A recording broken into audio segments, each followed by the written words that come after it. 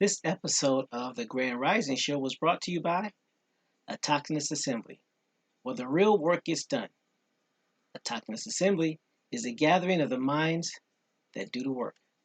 Now, for many of our first-time subscribers and first-time visitors, you may be wondering who Autochthonous Assembly are.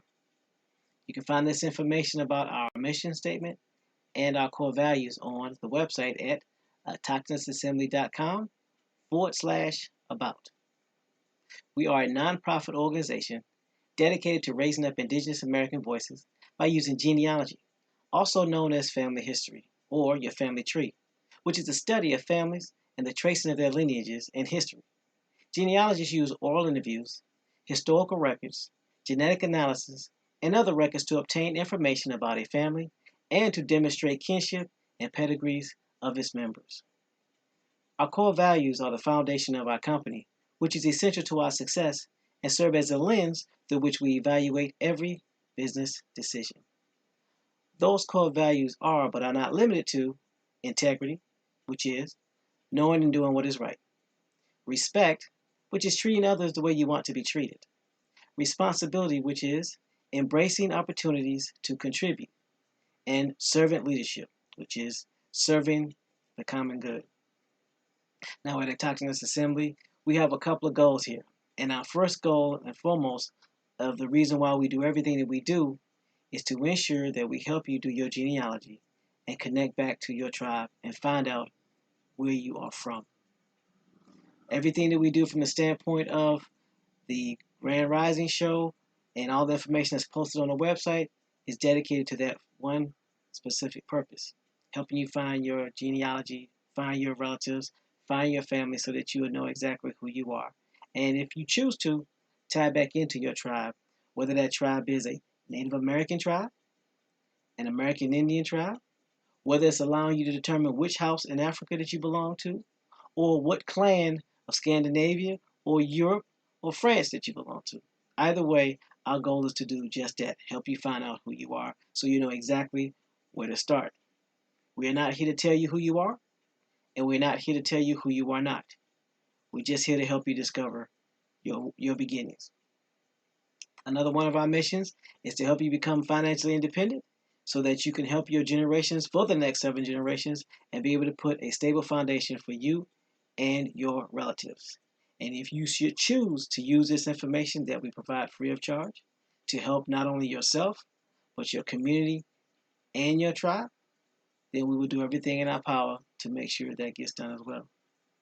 And remember, our goal here is to make sure that we help you get exposed to this information to put you in the best situation possible.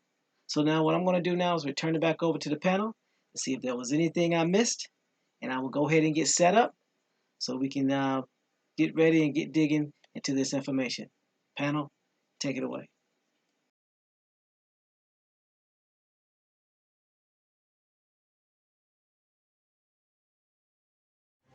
Warning, warning, warning.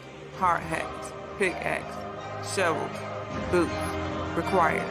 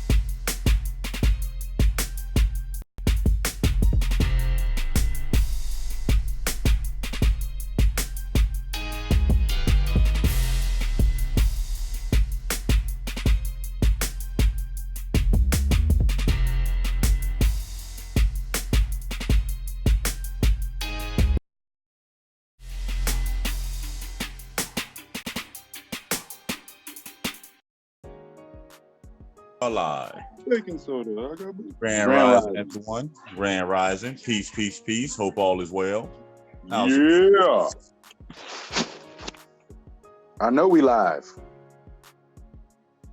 I'm aware. Oh, is we live? No, we live. I know, because I heard the countdown this time. And I ain't laying on my back. I ain't on the floor. I'm up. Grand Rising, everybody. Grand Rising, everyone.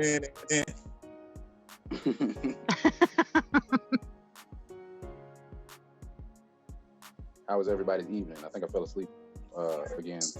Shout out to Gabrielle. Counting broccoli. Shout out to Giovanni for hanging up for me. Counting broccoli. Counting One broccoli. bushel of broccoli. 2 bushel of broccoli. You're right, actually. I ain't counting no sheep. That's Sheep why I and said movie. broccoli. Mm-hmm. Remind me something. Did anybody talk to TMH after the nap time yesterday? Oh, that nap time. I don't think he turned that nap time into work time. No. You're going to wake up 52 missed calls, all from one client. Was I asleep?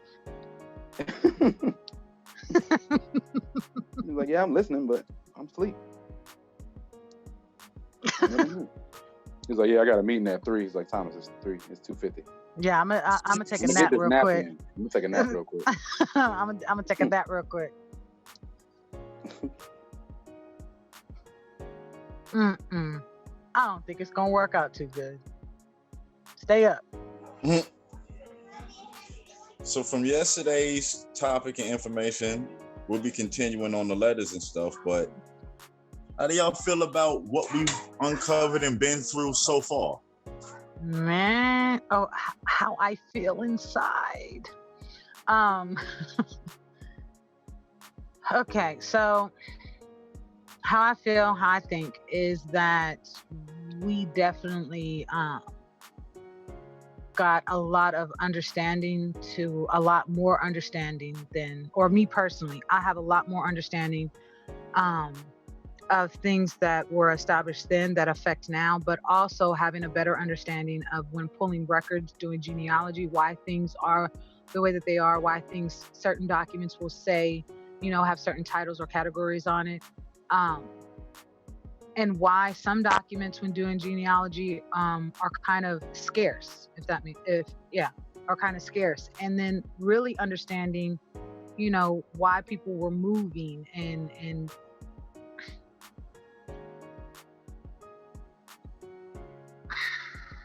you got to understand your past to know where you're going. You got that right.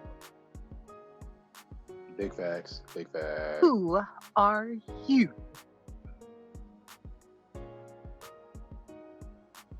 And it's very interesting. Like, again, before we started going through the letters and the information on who influenced him and what other organizations he was a part of, they made it seem like the Walter Plecker story was just something small that affected Virginia. Yeah, but come on now. Deeper that you dig into it, you realize it affected any and all Indians who have family members that were in Virginia, or any type of records that was in Virginia. Yep. If you in Virginia, he calling your state. He gonna hit your state up like, yeah, these people was not who they say they is now. Man, come on now. He on the horn. What I was also thinking about too, different things that I had heard or, heard adults talk about, different things where they would put a brown paper bag next to someone's skin and say, okay, well, if you're darker than this, all these things, all these other, and I don't want to say little, but all these other things that winded up being implemented, I guess it would fall under judgments or I'm not sure of the right word to use, but all these things that were implemented and that took place because of this. Okay, nope, you're whether it's you're too dark, you're too light, or whatever the case may be, these things are actually starting to make sense. I'm not saying that it was right and it's okay, but it makes more sense now on just within groups of people, like, nope, can't do it. Nope, can't do it. Nope, can't be here. It created a divide within a whole of a people.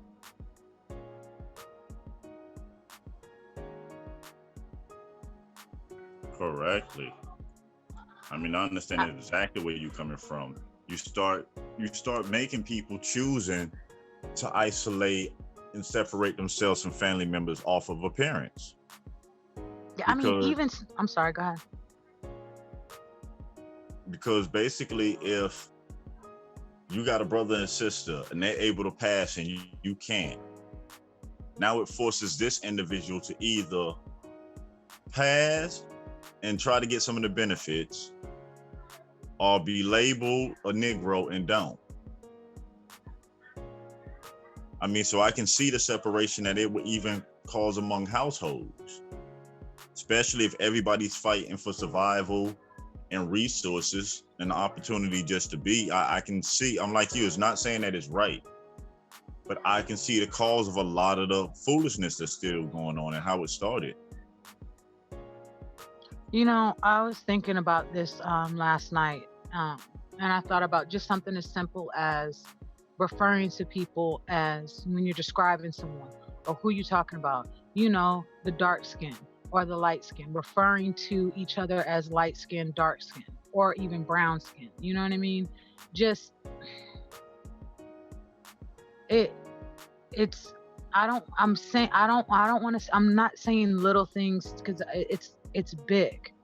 When I sat back and thought about it, like, just little things that we say now, or we refer to now, or do or use now. I mean, it came from somewhere, because at one point, I don't think it would have been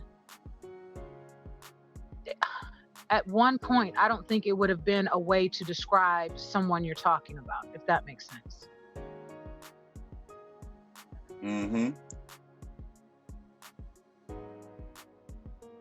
Or the whole, like, oh, you got good hair, you don't.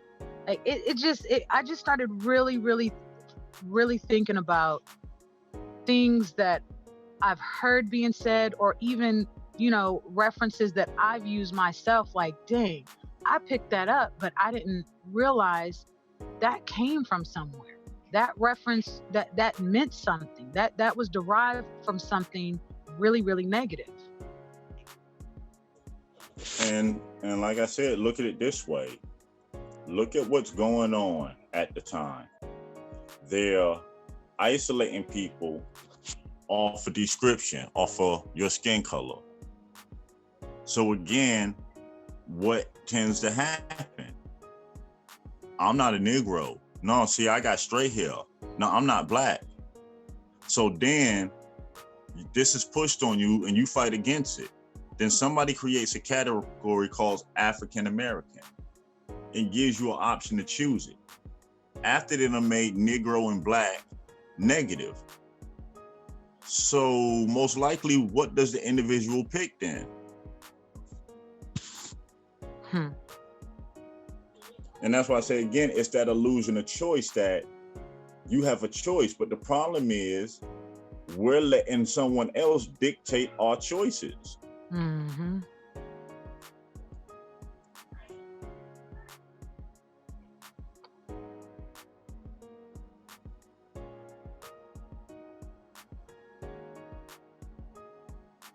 Yeah, if you can see how this was started, then people, because even now, individual everyday people keep a lot of this stuff going on more than your government, because it's embedded in us.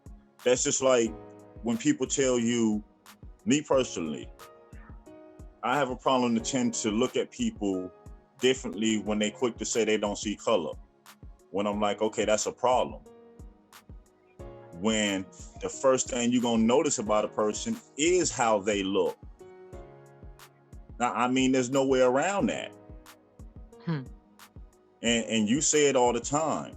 You can't unsee something once it's been seen. You can't unhear something once it's been heard.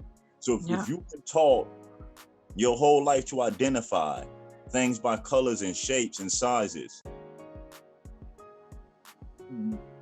why wouldn't it? You get what I'm saying?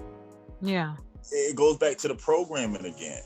that a lot of the things that we do is a part of the program, and a lot of us don't recognize it and we don't realize it. That even when they're giving you a solution, the solution half the time is still part of the program. Right. Because what's the solution they'll give you? No, you're not a Negro, you're not Black, you're African, you from African descent. They giving you things that's taking you further and further and further away from who you really are. Right. To me, I'm like, once you get this information and you read, it should trigger something in you to where you start looking at things you do on a daily basis, particular habits that you picked up along the way, to start re-looking at them, to see where they come from, to see who gave it to you. Especially the majority of the stuff that we have was given to us. And I'm gonna go back and keep saying it. This man said publicly, give these Negroes something, and then we would be having them voting Democratic for 200 years. And it's sad that this can be said to our face and we still go along with it. You know, even with that, you know what? Okay, so we, with reading the letters and pulling the information and reading, they know not only was that act that was implemented wrong, but also what came behind it, because eugenics was tied to it. Eugenics was actually taught in school, even though it was known that it wasn't true. So, and it's one of those things, like all the stereotypes or the teachings, everything that came from eugenics, those were taught in school. Those were taught to thousands of children. And then those children turned around and taught it to the next generation. And here we are seeing that there were things that were taught intentionally. There were things that were taught that was known that weren't true. There were divides. It's really interesting to read and see how, I guess, a dislike can grow into something that turns into a law and an act. A hatred or a negative thought or feeling can actually grow so big that it turns into a law or an act and affects not just one family and one person or one people, but a whole of peoples, if that makes sense.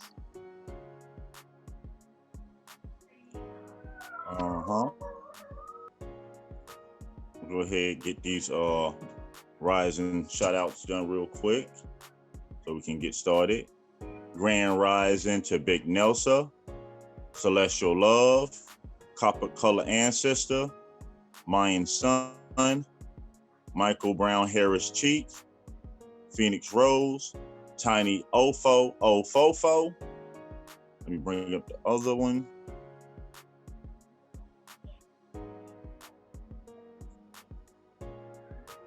Grand rising to, let's see who we missed.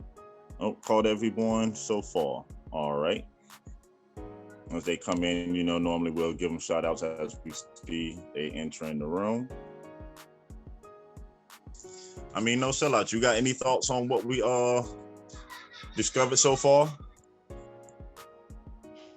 Man, I am just ready to investigate, because some of this stuff doesn't seem like it's legal anymore. Even though some of these laws are still laws, But man, I just want to figure this Plecker guy out, because like we said at the beginning of or we read at the beginning of that before we read the letters, the person who introduced that stuff was saying that people were trying to say that he was just doing his job, but we're not finding that to be true at all.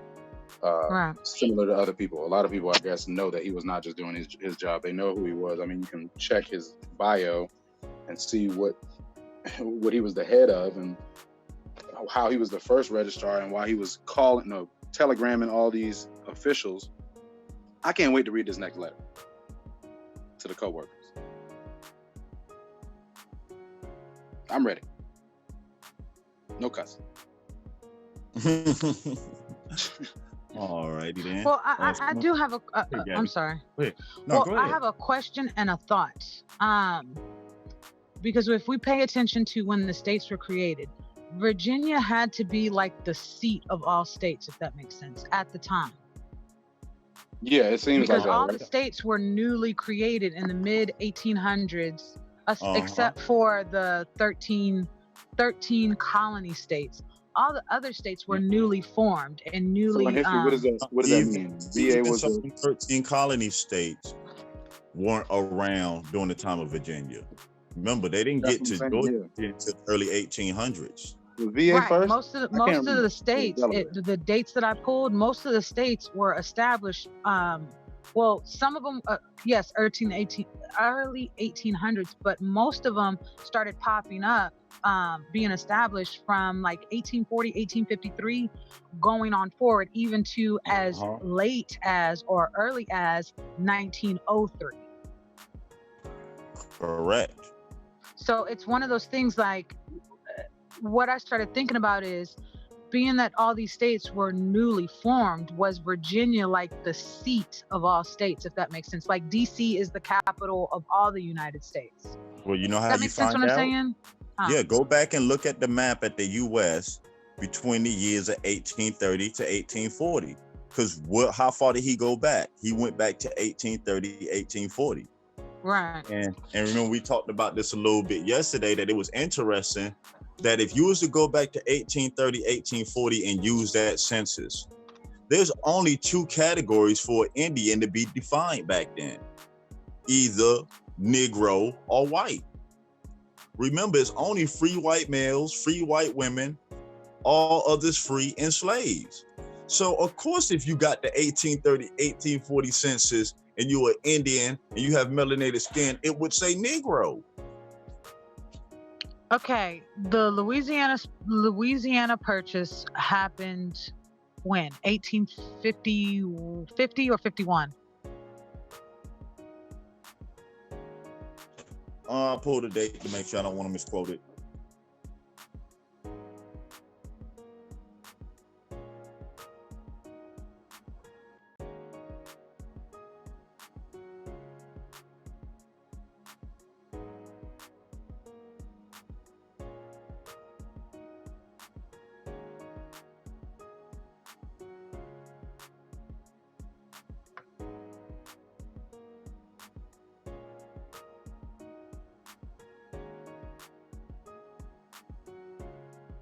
$1803. 1803.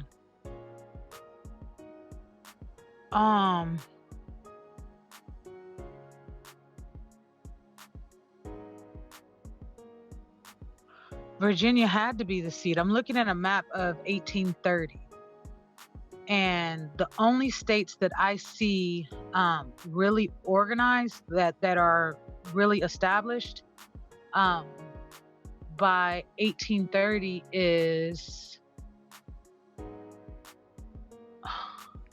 Maine, New York, Pennsylvania, Ohio, Virginia, Kentucky, Indiana, Illinois, Missouri, Louisiana, Mississippi, Tennessee, Florida, Georgia,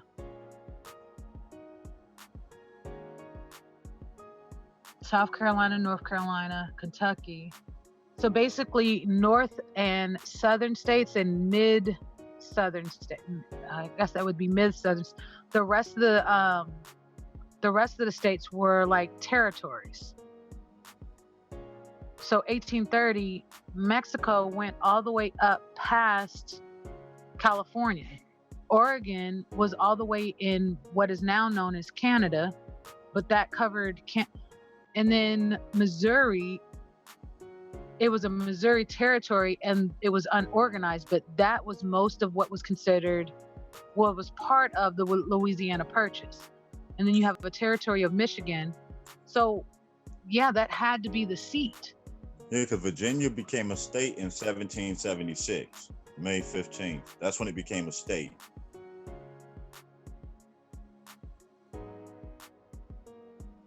And But remember, they were townships before. They were townships and villages before they were states. They were territories first, then became states. Right. They couldn't become states until after 1774? say 1770. Yes. Yeah, Yes. they couldn't be states before the birth of the United States. You understand? They were territories first, then they became states when they were getting ready to form the United States.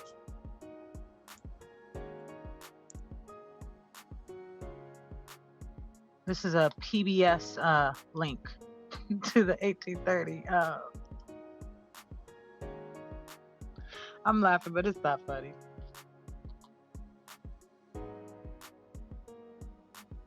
You said a prepubescent link. What'd you say? A PBS.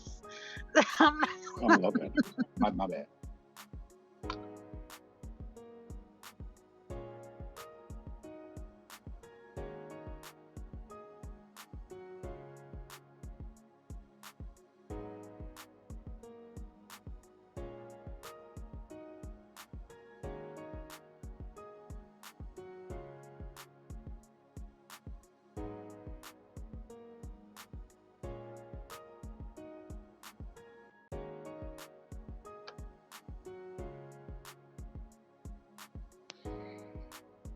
Yeah, because most states didn't start really being established until the 1850s.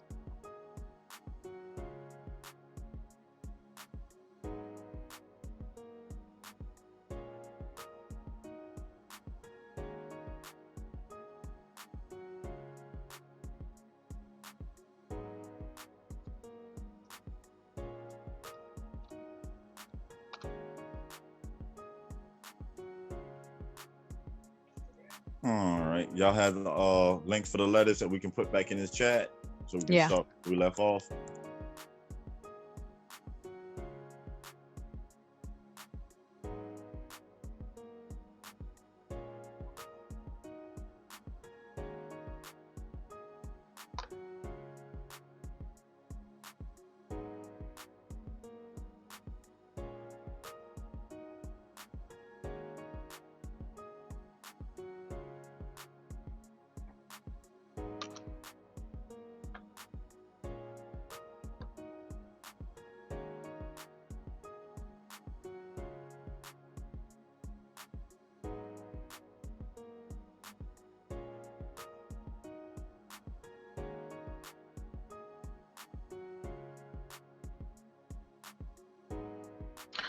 Okay, Virginia was established in 1788.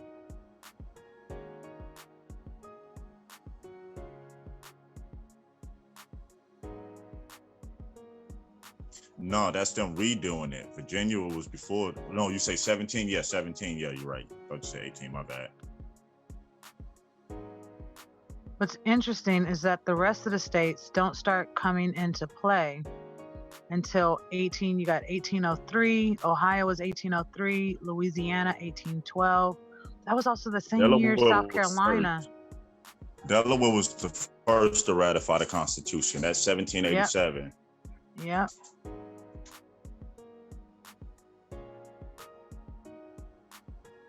And that's why their license plates say the first state.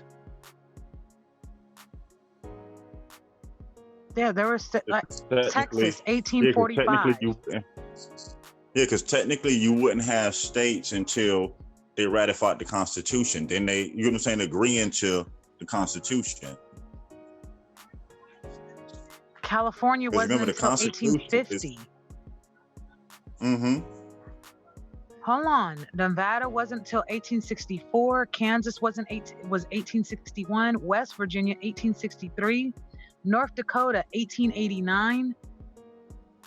Montana 1880.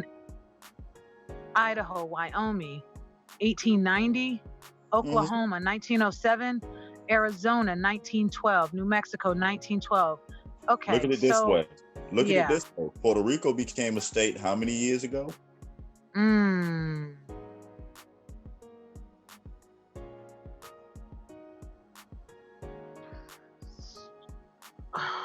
Yeah, they just signing charters in territories, becoming states, and adopting and agreeing to the Constitution on how the states govern commerce between themselves. So all the Constitution is the agreement between states on how they're going to govern business between themselves. So, in order for these states to have established themselves as states, they had to have, if I'm remembering correctly, I believe it was 5,000 men who owned at least 100 acres in an area in order to be established as a state, if that makes sense. It's basically territories that got marked off and they agreed to the Constitution. You know what I'm saying? That's it.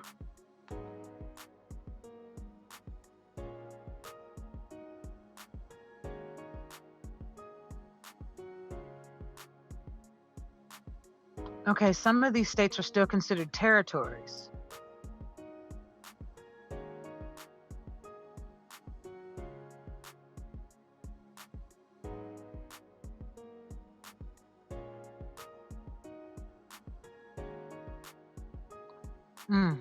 Okay, my bad. On task.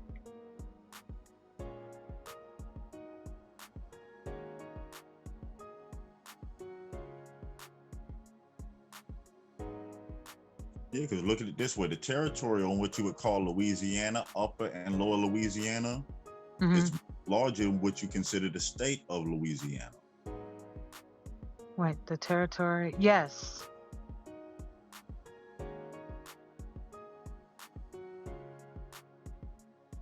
But even when we say territories, that's groups of different people marking off areas and naming them. Mm-hmm.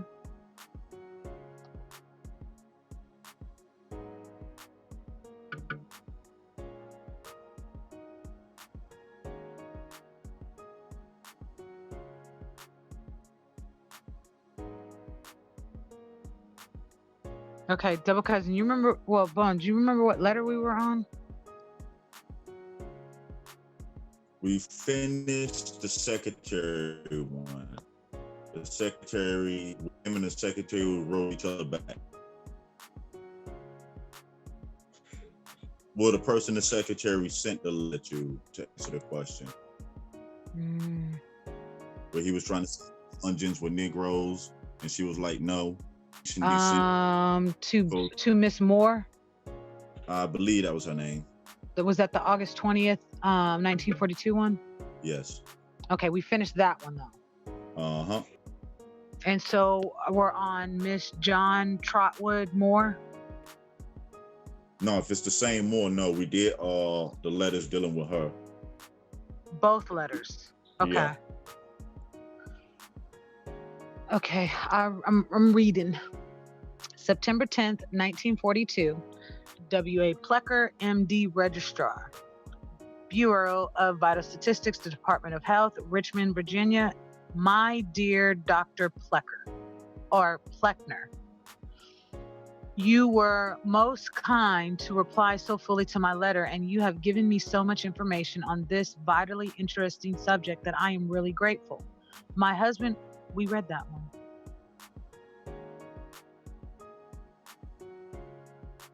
Okay, no, we read that one.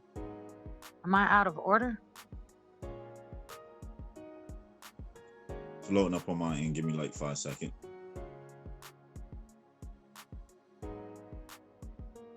Yeah, I think double cousin read that one.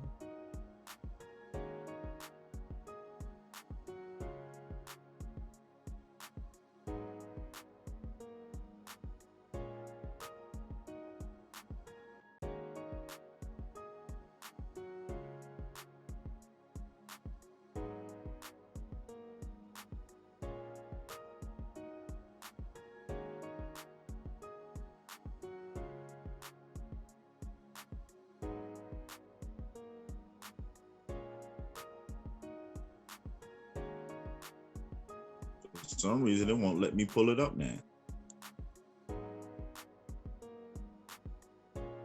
From the chat or from? No, online. Hmm.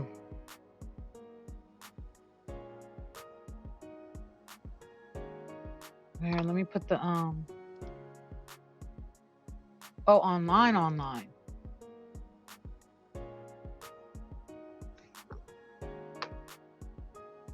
I'll put it in the back chat and see if that'll.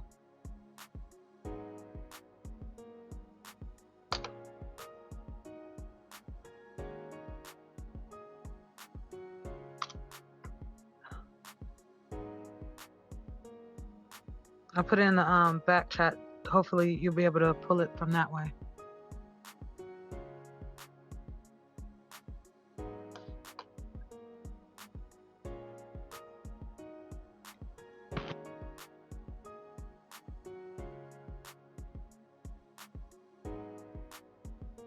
All right, got it. Yeah, to let me pull it in the back chat, but yeah, Firefox, Google, Puffin, none of them would let me go to it.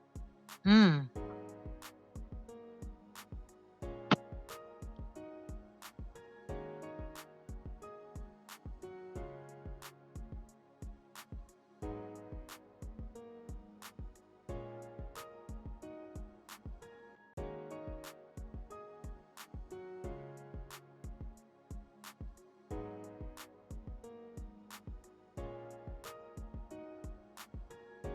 Yeah, the August 5th, 1942 one. I think that's the one. That's the last one that Double Cousin read yesterday. Mic check. I'm back. No, it's I'm 1, 2, 1, sorry. 2. I don't even know what y'all talking about. Yeah, the last one I do know what y'all talking about. The last one I read was her her response where she her response. It was just Okay. and then the next one So is we're on coworkers. August 12th. Yeah, you took the letter to coworkers. I believe that's the last one. Correct? Incorrect? It just says, "My dear sir." No, that's 2. August 12th, That's 2, 1942. What's the begin? What is it? Who is it addressed to?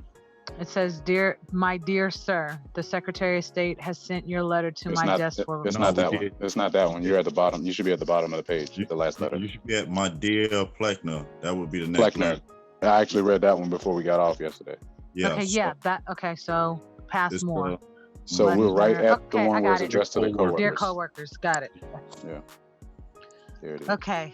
Local registrars, physicians, health offices, nurses, school superintendents, and clerks of the court. Dear coworkers, our December 1942 letter to local registrars are mailed to the clerks. Set forth the determined effort to escape from the Negro race of groups of free issues or descendants of the free mulattoes of early days, so listed prior to 1865. Another timeline to look at. In the United States Census and various types of state records as distinguished from slave Negroes. Now that these people are playing up the advantages gained by being permitted to give Indian as the race of the child's parents on birth certificates, so we see the great mistake made in not stopping earlier the organized propagation of this racial falsehood. They have been using the advantage thus gained as an aid to intermarriage into the white race and to attend white schools, and now for some time they have been refusing to register with the war draft boards as Negroes, as required by. Go ahead. Oh, that was middle of sentence. I'm sorry.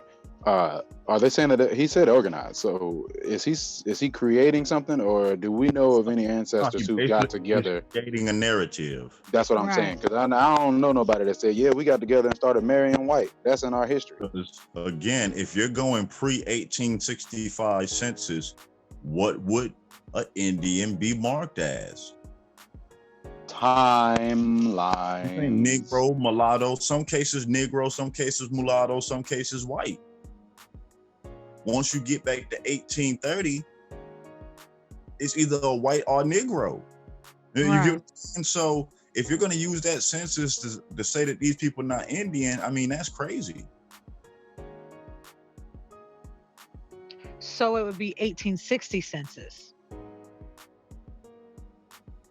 He just said prior. You understand there's no date, so we know he went as far back as 1830. So when you're saying prior, we know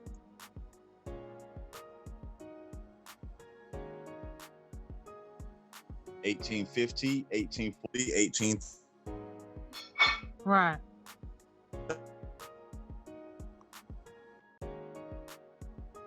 You're breaking up, Bones. Yeah, I was saying when it says prior, it could have been 1860, 1850, 1840, all the way to 1830. So we can go off the furthest date that we know that he said 1830. Which still would be prior to 1865. So.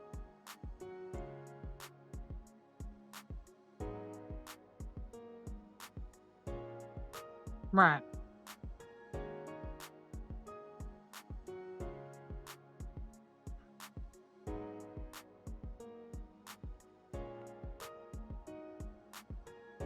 And he would say 1865 because 1866, the new treaties came out.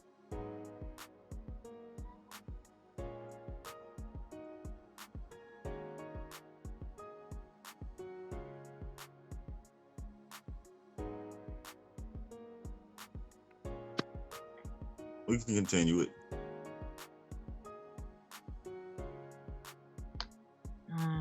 Okay. As required by the boards which are faithfully performing their duties. 3 of these Negroes from Caroline County were sentenced to prison on January 12th in the United States Court at Richmond for refusing to obey the draft law unless permitted to classify themselves as Indians. Some of these mongrels finding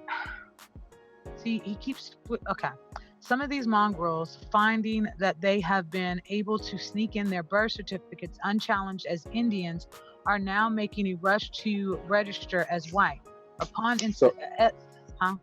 Is he calling different names to the same people? Yeah, mongrels. Mongrels mean mixed. Like stray cats and dogs. You'd be like, get out of here, you mongrels. And I'll say this. Not until, I don't know if this means my lack of reading or not knowing, I've heard several people refer to people as mongrels and did not know. Okay. And this is from childhood up until, okay. So he's using the same name for the same people, right? Yeah, it's just a descriptive term. Okay. Finding that they have been able to sneak in their birth certificates unchallenged as Indians are now making a rush to register as white. Upon investigation, we find that a few local registrars have been permitting such certificates to pass through their hands unquestioned and without warning. Our office of the fraud. Without warning, our office of the fraud. Those attempting this fraud should be warned that they are liable to a penalty of 1 year in the penitentiary, section 5099A of the code. Several clerks have likewise been actually granting them licenses to marry whites, or at least to marry amongst themselves as Indian or white. The danger of this error always confronts the clerk who does not inquire carefully as to the residence of the women when he does not have positive information. The law is explicit that the license be issued by the clerk of the county or city in which the woman resides. To aid all of you in determining just which are the mixed families, we have made a list of their surnames by counties and cities as complete as possible at this time. This list should be preserved by all, even by those in counties and cities not included, as these people are moving around over the state and changing race at the new place. A family has just been investigated which was always recorded as Negro around Glade Springs, Washington County, but which changed to white and married as such in Roanoke County. This is going on constantly and can be prevented only by care on the part of local registrar, clerks, doctors, health workers, and school authorities. Please report all known or suspicious cases to the Bureau of Vital Statistics, giving names, ages, parents, and as much other information as possible. All certificates of these people showing Indian or white are now being rejected and returned to the physician or midwife. But local registrars hereafter must not permit them to pass their hands uncorrected or unchallenged and without note of warning to us. 150,000 other mulattoes in Virginia are watching eagerly to attempt their pseudo-Indian brethren, ready to follow in a rush when the first have made a break in the dike. Very truly yours, W.A. Plecker, M.D., State Registrar of Vital Statistics. Surnames by counties, cities, Virginia families striving to pass as Indian or white. And then there's a list of names. What's very interesting that sticks out as well, and it's every time that section is read about the surnames, that he said that if these names are in your county, to do the same.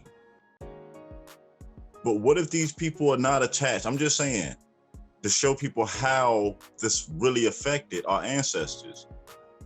Imagine you have no ties to none of these names that came from out of Virginia.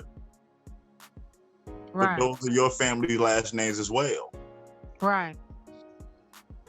Because of this act, it stripped everybody. Then it's interesting, they know there's 150,000 Indians. So here's my... I'm sorry. No, go ahead. He actually, like where it says descendants of Charles City families. Now, when I see something like that, and correct me if I'm wrong in taking this understanding, when I see that reference, what I see is there's no list, so I don't know all the names, but what I see is all the last names in Charles City were put under this title. Negro. That means a whole city. That means every family in a whole city.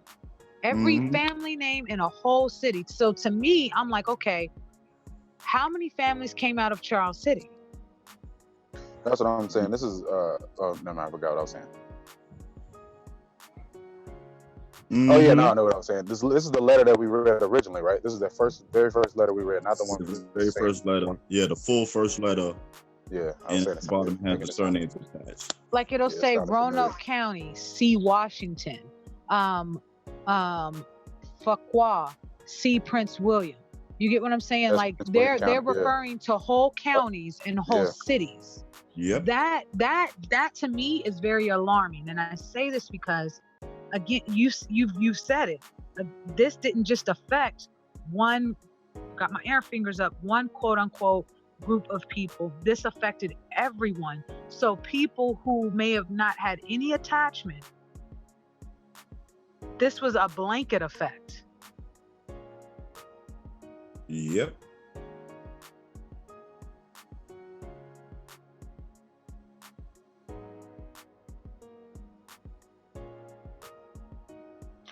You know, I think I'm gonna pull up some stuff later on people who were traveling, if whatever information I can pull on people who were actually during this time leaving and going to other countries, going to France, going to Europe, going wherever, just leaving like, no, you know what? I'm good.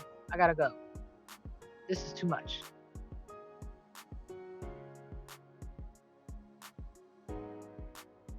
Because I mean, and I'm not saying push.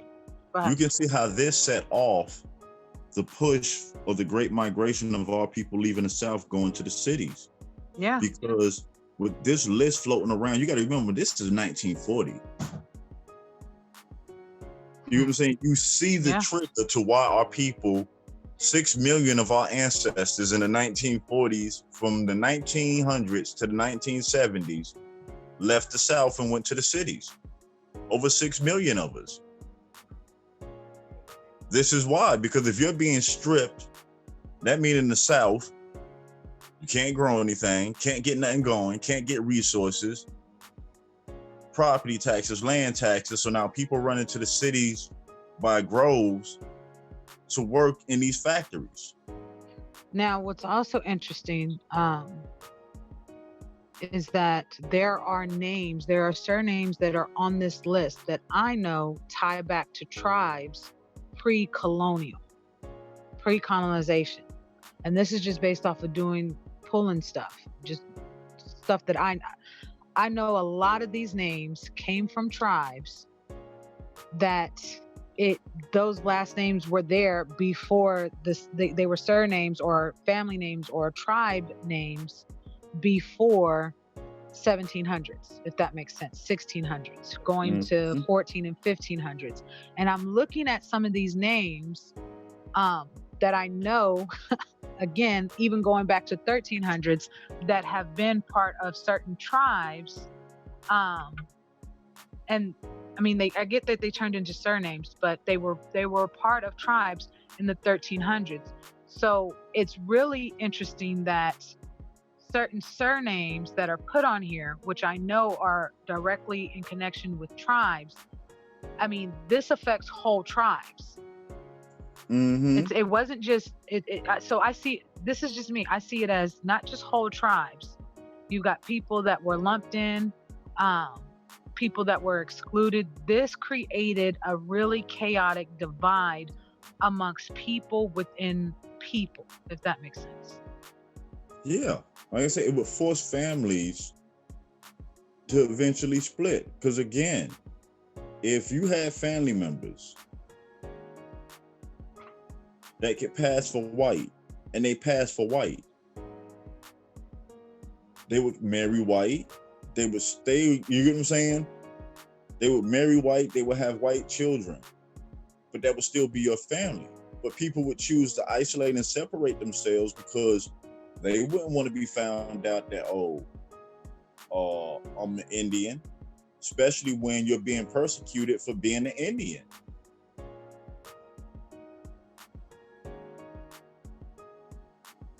I mean, it's just like when we were being called black. You were like, don't call me black, I'm an African American. You get what I'm saying? It was the same thing. You make it so hard for you to be who you are under this identity that they give you another one and you willingly accept it because they put it in the illusion that it's best for you. Or treatment that you'll get would be better. Or you'll get viewed on better. When it's just really a trick. And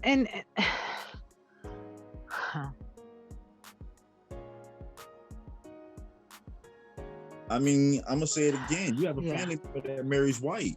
They have children. Are those not your family still? Is that not your still? So now, by knowing this, you have a family that's split in two different directions that were created in this class system. Right. One side of your family can identify as white. Another side can identify as Negro or black. Think about it. We got some family members that can identify as Hispanics.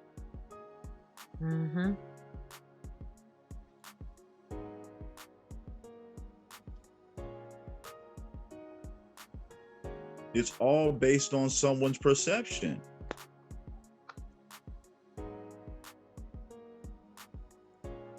And over time, they taught us to adopt their perception on how they see the world.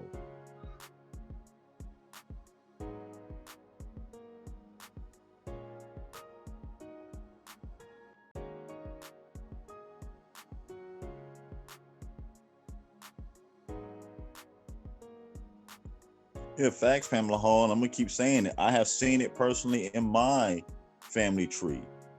Again, to one half of my family was able to identify and pass for white. And they did. It's 2020.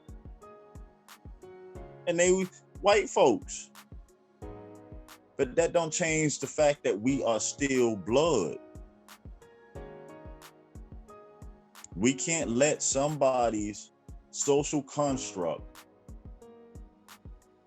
divide us anymore. Because as long as we allow it to happen that way, then the powers that be keep winning. Because they don't have to do anything but sit back and let us do it to each other.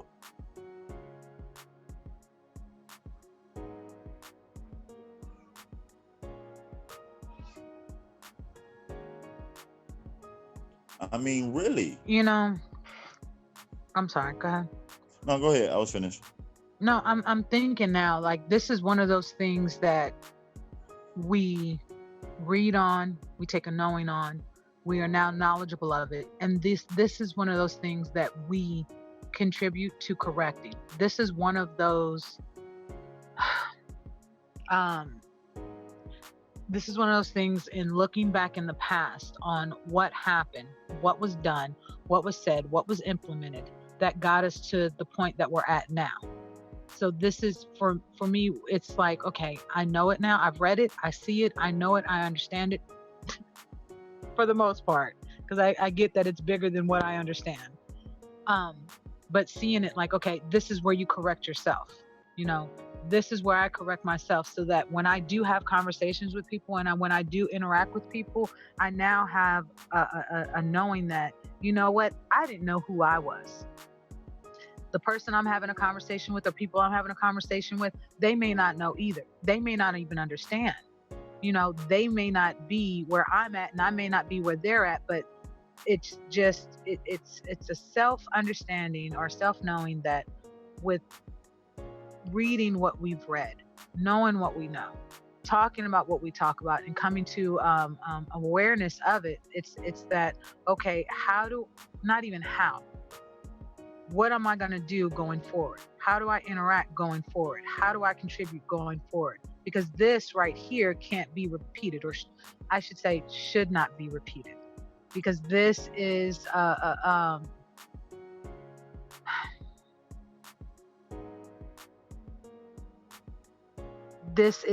this was and is a problem going forward if it's continued, if that makes sense.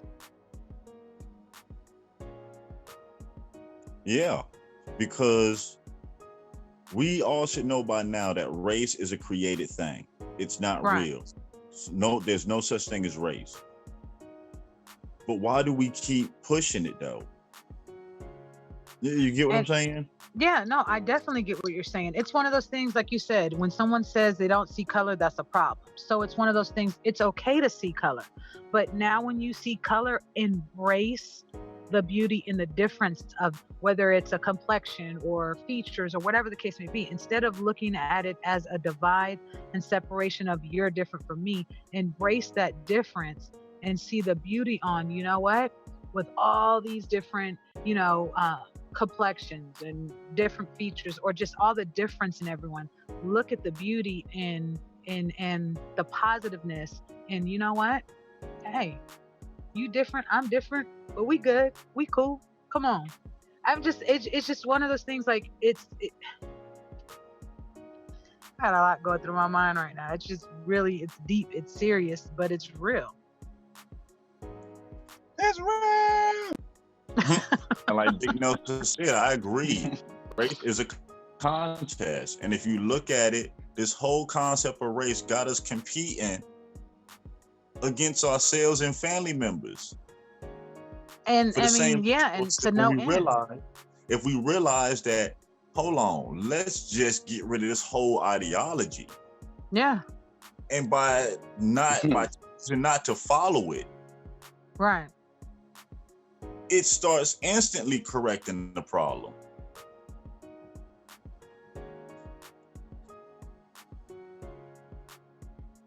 Because me and No Sellout said it before, and a lot of people don't like it. If us and Europeans were so different, how can you have children with them?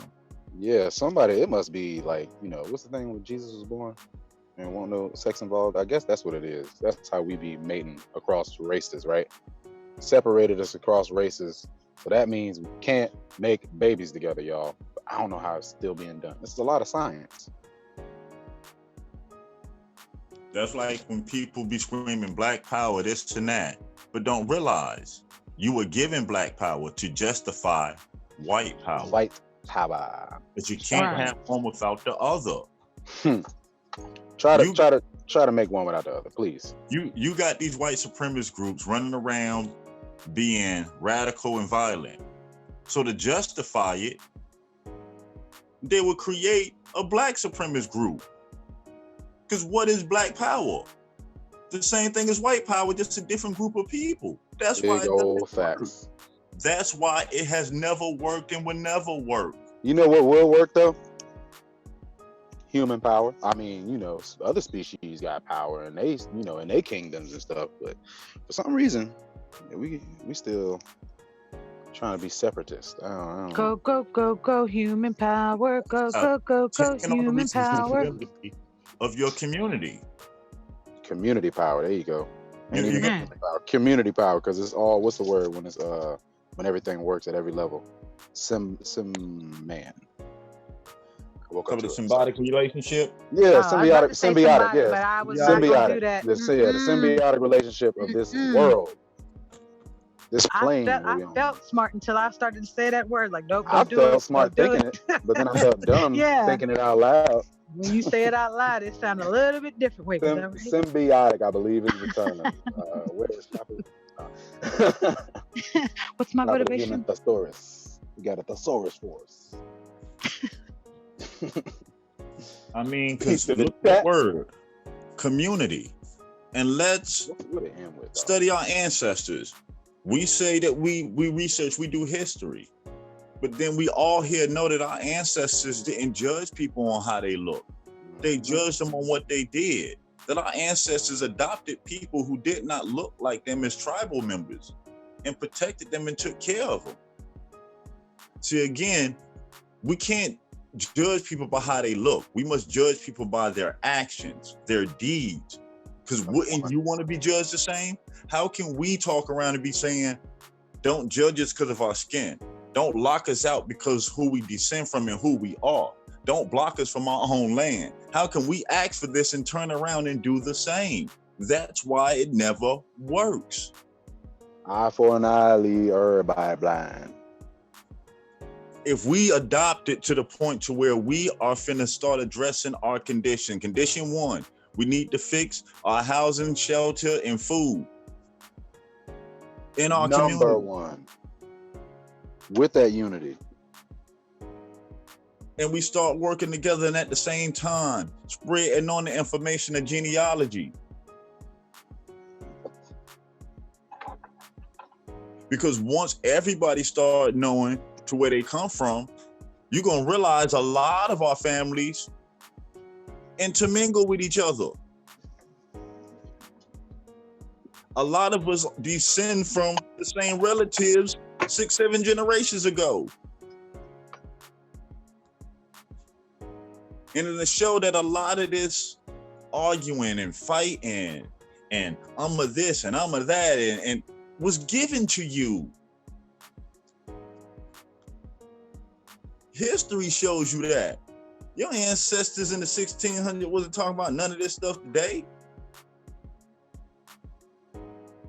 You know, I say this, and I guess this is me sharing, you know, my little life.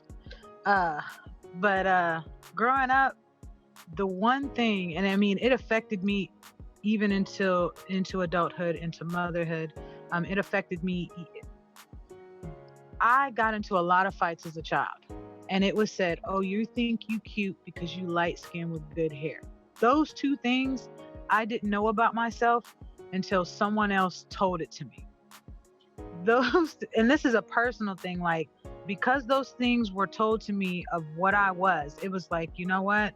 Okay, as an adult, the one of a couple of things I tell my children, don't do that. Good hair, ain't nobody better than nobody. But and that's just from me, how it affected me. Like, we not gonna judge nobody like that. We not gonna call nobody like that. I don't want to hear you say, you know, like, and that was just me. Yeah, not categorizing. Don't try to categorize nobody by features. Right. And for me, it was, you know, because of those categories right there, I know what I was going through growing up. Like, far from, that was the least of my thoughts or worries. But because of those two categories actually caused fights. You know what I mean? Physical fights. Like, I could have been the best of friends. Somebody can die in a physical fight, right? Just one little slip. Right. Yeah. And then Right. there's no scuffles involved when there's a scuffle involved. Right. And the fights that I got into weren't just like, okay, some of them were one-on-one, but some of those is where it was me and like 3 people or me and 2. just based off of those two categories. So it was like one of those, when I became an adult and I had children, if I hear y'all talk like that, y'all gonna lose front teeth. If your friends talk like that, let their mamas and daddies know I do snatch up children. But it bothered me so much and it got to me so much that even hearing, if I hear people talk like that, it does something to me. Like, y'all don't understand what that does to a child, and then what it does to that child when they become an adult. You don't understand what it continues on, if that makes sense. You know, that's just me, my little Sharon. I'm just saying. Little Donna Karen Sharon. Yeah. Yeah. I mean, that's like me and my father when we talk, we had this thing to where if the next generation can't push beyond their parents' generation, then what have we done? Right. Yes. Yes. If our children fall for the same traps and the same schemes that we fell for, what have we done? Mm-hmm. If they get of age and they got to start from scratch to find out who they are or to find a place in this world, what have we done? Yep. That's why we keep saying it comes down to responsibility. We know the school system isn't designed in our children's best interest, but complaining about it doesn't. But we can get together and get an hour or two program, even if it has to be online, to educate them on the things that they don't know. We have to stop waiting for somebody else to fix our problems. We have to stop waiting for someone to do it for us. Mm-hmm. No one can want this more than you. And if they do, it's a problem. If someone outside of you wants your self-sufficiency and your freedom more than you, there's a problem. Big problem. Most likely included the mental problem. I'm just saying, I mean, come on now. You know, you bring up a valid point. You do. How much of this has contributed to the mental issues that we have? Because you're jumping from one foot to the next. Our country is full. It's chock full of mental issues from all categories and all walks of life. So yeah, everything that we've read this year, last year, it's somewhere affecting somebody's mental somewhere. Even if they're not hearing us, they've already been affected. Somebody. It's out there. No, this is peer pressure. It's everyone is affected by it. And that's what I'm saying. I'm talking about just not even hearing our words, not even tuned into the show. I'm talking about everyone. Life, history. All of us are infected because we are all infected by colonization. There's no way around it. Yeah, exactly. Similar to us all going to the same schools, learning the same thing. Everybody's affected. Mm-hmm. No matter if you're up or down, no matter if you're elite or poor or whatever you want to call it, you've been affected. How you look at the world, how you move in it, the things that you value. Think about You've been infected. If you motivated by money, you should know, because our ancestors didn't even care for money. A solid for a solid. Where that comes from? New clothes, solid for a solid. You got extra farmland, and we're gonna make sure that 10% of what we got go to the needy. Solid for a solid. So we all suffer from it. And it is going to be a battle to realize that this is what we have to correct in ourselves, how we view the world, how our relationship with our brothers and sisters and with the rest of the world. I think me and Gabrielle was talking a while back, and I'm going to say the quote, but I'm going to clean it up for air. Forget the world if it can adjust. But everyone forgets the man's next line, and just as well. So if we walk around with an attitude like, forget everybody else, forget this, forget that, the hell with FTW. It's just as well. It's just as well. So we have to realize, if we want our treatment to be better, then we must treat each other better. We must treat our communities better. We must treat our environment better. We must treat outsiders better. We don't want to be lumped up under one big brush for one bad action of one of our brothers and sisters. So we better make sure we do the same. Judge how you would like to be judged. Big facts. That's the post 9/11 talk too. I think about, and shout out to Giovanni, a conversation we were having about customer service. And one of the things that's taught in customer service is when you're dealing with a customer, whether they're calling in or coming into your business, whatever the case may be, when dealing with a customer, you don't know what type of day they're having.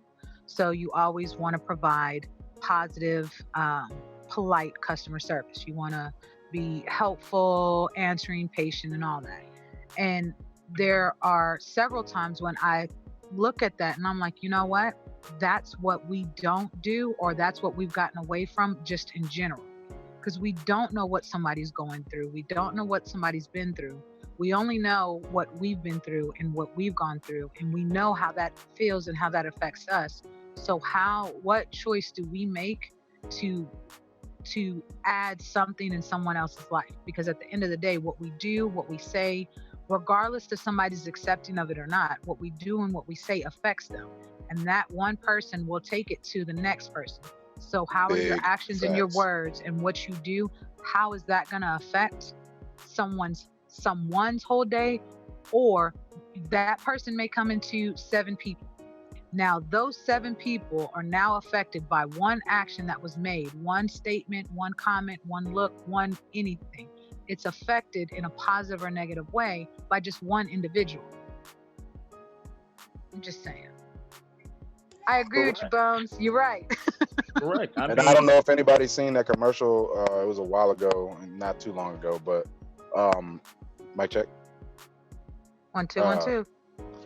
It's where people are paying it forward in the commercial. They are holding doors for each other, picking up something that somebody dropped, and you know what I'm saying? It's just a pay it forward. Yeah. And you see it, and I don't know who thought that commercial was corny, but I didn't. That's not a corny commercial. No. If you thought that commercial was corny, you probably got a mental issue yourself. What you walking around with if you thought that was corny? Paying it forward, making sure you holding the door for somebody, even if they don't say thank you. I don't even care about that no more. I used to be bothered by holding the door and somebody not saying thank you. I don't care. You're gonna think about that later, and you're probably gonna hold the door for somebody. And if they don't say thank you, you're probably gonna brush it off because you know you didn't say nothing. Almost cussed. I'm going on mute. Yeah, because don't you have brothers and sisters? Don't you have a mother and a father? See, I've always looked at it this way. I know my time ain't forever. So when I'm not here, I would want someone to help my children if they needed a hand. So while I'm here, if I can help, I'm gonna help every person I can. Right. You don't have to ask me. If I see that you need it, I'm gonna help, because all I can ask for paying forward is if my children are ever in a need, that people remember what their father did and do the same. You get what I'm saying? And we have to get back to that. We got to get back to the point to where we make it our responsibility. We care for one another. We actually care.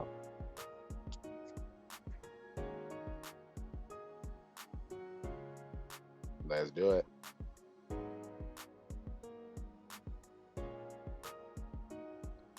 I mean, I don't know about everyone else, but I've seen some of the coldest people do the kindest things for others. And in my mind, to me, that means that any and everyone has a choice to do something right by the next person. I mean, and they have feelings and emotions, so they do think and they do affect. If that things affect them, if that makes sense. Mm-hmm. Yeah, I mean, you might think somebody has a one-track mind, but you ain't in their mind. So, I mean, it goes back to something simple that we all know: treat people how you want to be treated.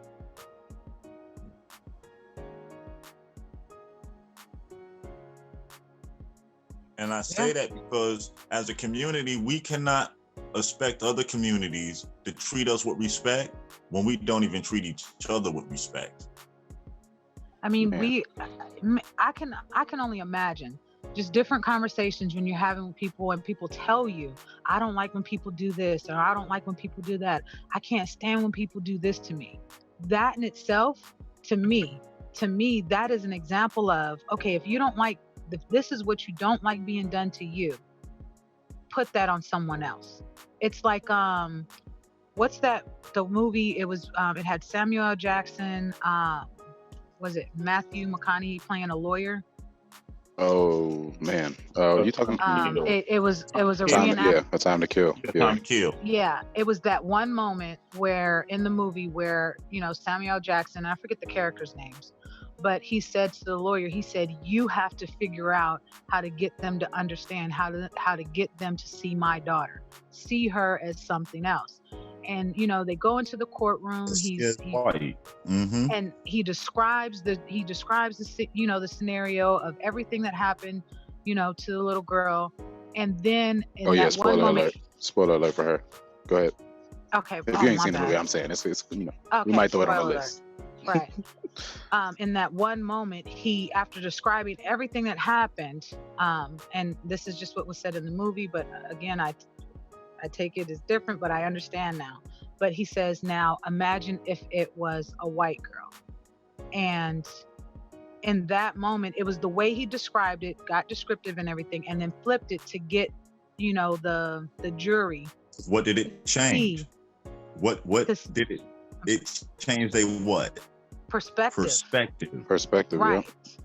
And it's one of those things like, whatever you do, whatever you say, however you interact, what you don't say, you know, what you don't do, those things affect all people around you. Those things affect your children, affects your mothers and fathers. It affects, you know, your friends, people you associate with. You know, it affects, we as individuals affect all the people around us, even when we don't pay attention. Mm-hmm.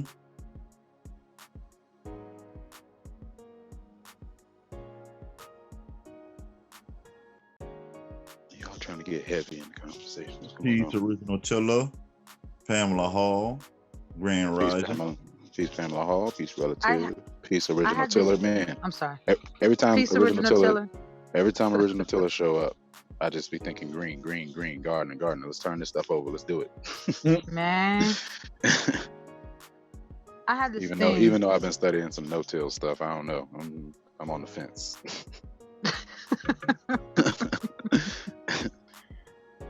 There's this thing, this is about 10 years back.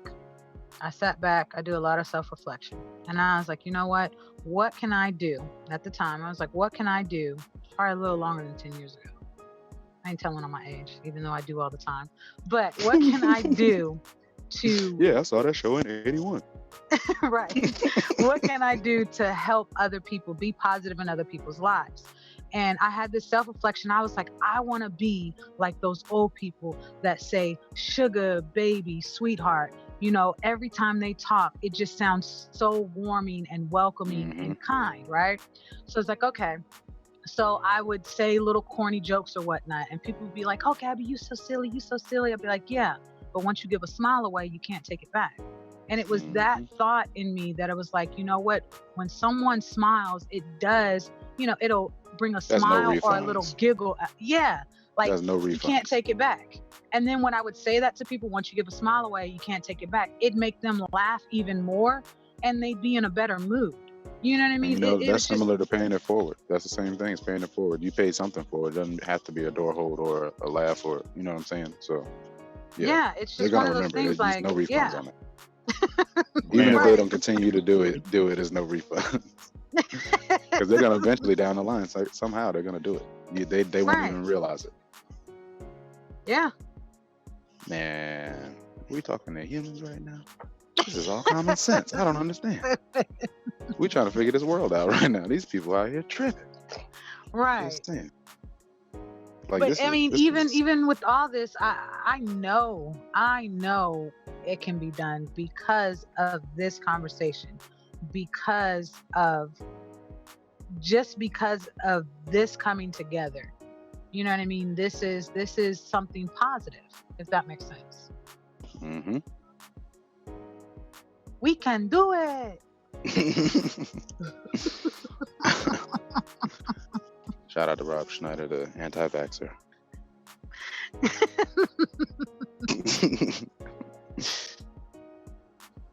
I mean, like, even with reading these letters, it gives us a better understanding of what was being implemented, what it affected, who it affected, and how many families, how many people it affected.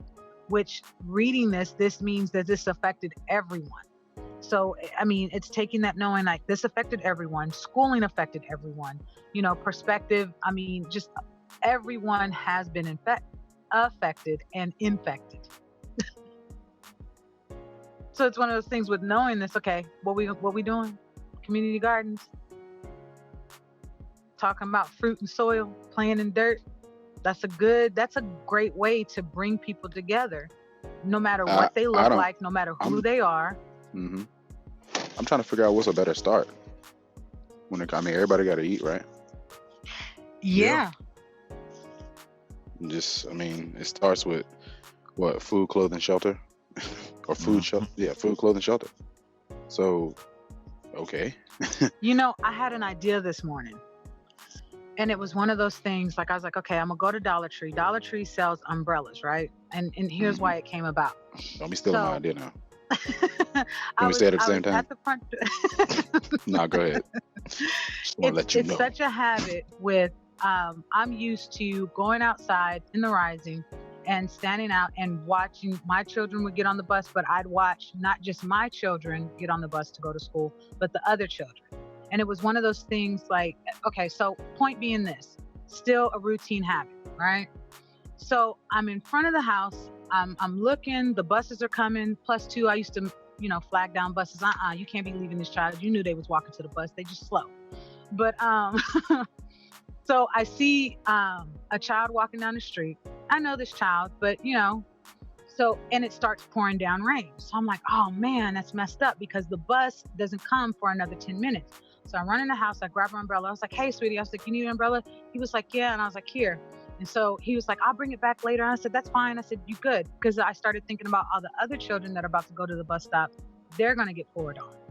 So then I started thinking, you know what? I'm going to go to Dollar Tree and I'm going to get a bunch of dollar umbrellas. I'm going to talk to a couple of neighbors that live around this bus stop. We'll put it in a little tote box or, those plastic containers. Mm-hmm. Where they keep umbrellas. Put it in a little tote box in front of, whoever's willing to let that box be put in front of their house. And the children in the neighborhood know, look, if you're going to this bus stop and it's raining, come grab one of these umbrellas. And the umbrellas are $1. You know what I mean? Exactly. So I had a similar idea, and I can go ahead and put this out there. I don't care if anybody does this.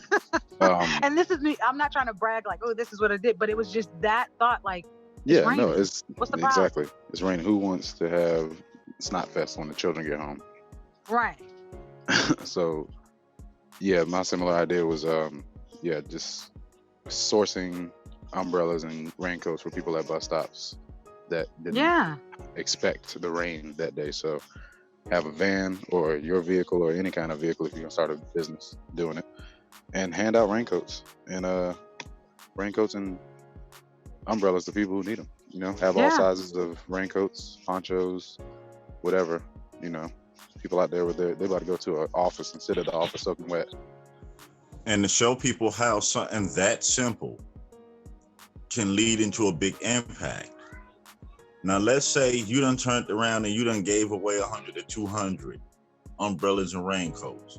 Now, that's sweat equity that you can put on these proposals to get funding because you're providing a service. Right. So now you can turn around and be like, okay, well, I did this last year and we serviced 200 needy people in the area, but there's a lot more. Right. What funding can we do to get rain shelters at bus stops? You get what I'm saying? What funding is it? Yeah, man. That's exactly what I was thinking too, because you can build up from there. As a community, exactly. We cannot expect to come into this information and just millions be thrown at us. Mm-hmm. No. We need to, like our brother James tell us, sweat equity. Thank you. Because I was thinking, asking There you go. someone, I was thinking, get the umbrellas, get a tote box, and find, see what neighbor would be willing to have that tote box in their front yard. But yeah, that is thank you. I mean, Thank you. let's take what we're doing here at the Continental Assembly. Basically, initiating community gardens to start bringing the community together, providing for the community, sparking conversations, getting to know one another. Then you take that sweat equity that you can put on paper, that this community garden fed such and such and such many people, or such many children came here and learned a farming skill from this community garden. Right. Now, that's sweat equity that you can put in these proposals to get funding to service more people, because you already doing a service.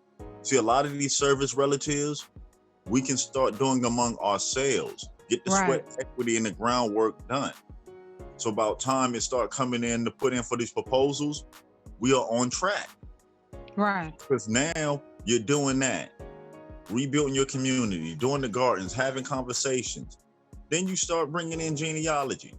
Now imagine everybody in your community do genealogy, tied back to different Indian tribes and Indians. Now their name is on this list.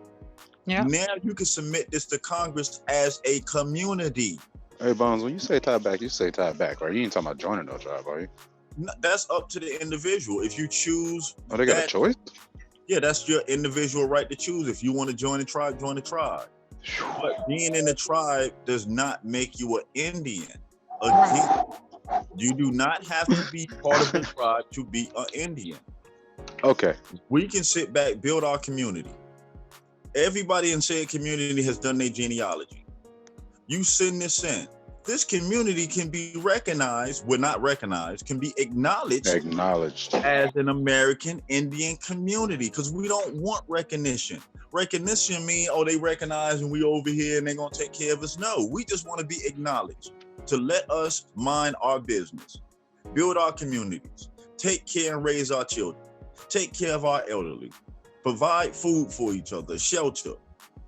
We can do this to the point to where how many more articles and videos we can show thousands of hours of people who have already done it and people who are doing it now.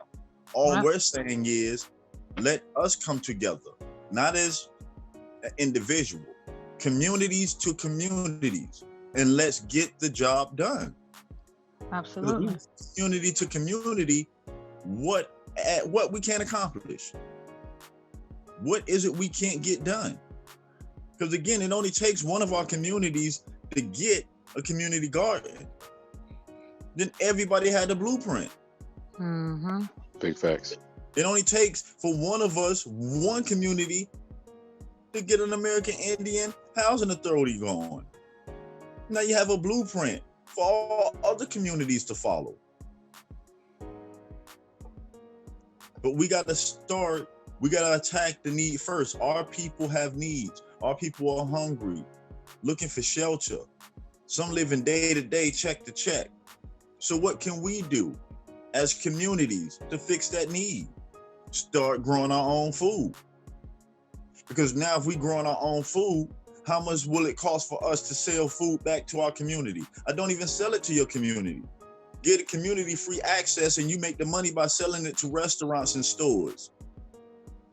And in return, you just let the community, everybody volunteer such and such amount of time towards the gardens in said community. Mm-hmm. First of all, that doesn't relieve the food bill. Mm-hmm. That's a big food bill on some families. That took the stress off. Now the same community can make an income from these gardens, bringing in shared revenue to said communities that can be invested in individual needs or community needs. We read on some of the examples that you can implement, if even with giving the vegetables, fruits and vegetables, whatever's grown in the community garden away and not selling it, you can, do benches and chairs and tables or buckets or baskets, or globes or something. You can do that. Wait, I said a curse word? Mm-hmm. Well, go ahead. What'd I say? We'll listen to it later. Go ahead. Oh no. No, I'm joking. Keep going. Yeah, real. Stop. It rhymed. Hey, it rhymed. You was mad close, yo. I didn't even think I was thinking like that. No, you were just naming the things that you could sell. You know what? I'm as done. you You have made me subsidized sick. vegetables. But yeah, or we can, that actually creates jobs, because think about it, you get with people who know woodwork or people who know carpentry or just whatever, so that right there, okay, you can, you know, give the fruits and vegetables, whatever's grown in the garden, you can give that out, but then you can supplement that with, okay, well, here's this, you know, it's just, Man, what did I say? If you got an idea, there's a grant for that. Y'all better stop playing. man. You know, I went to Dollar Tree and saw an idea. I was like, okay, here's my little template. Yeah, exactly. And what did Bones say? How easy is it to build up from there? I'm just saying. You know what I'm saying? Like, you're giving out umbrellas now. Giving out umbrellas and ponchos, if you're going to use that idea, or whatever you want to give out. If you see a need somewhere and you feel like you want to be the provider for that, try it out. Do it. It's sweat equity. It counts. It counts. We don't even have to guess about it. We have an example in A2, and that's Miss Danielle Jeffers. She went doing. There you go. She went from being a college student to graduating, starting her nonprofit on how to graduate debt-free, doing an In My Bag tour, giving book bags to all needed children of our community. There you go. Now she's a professor. Yeah.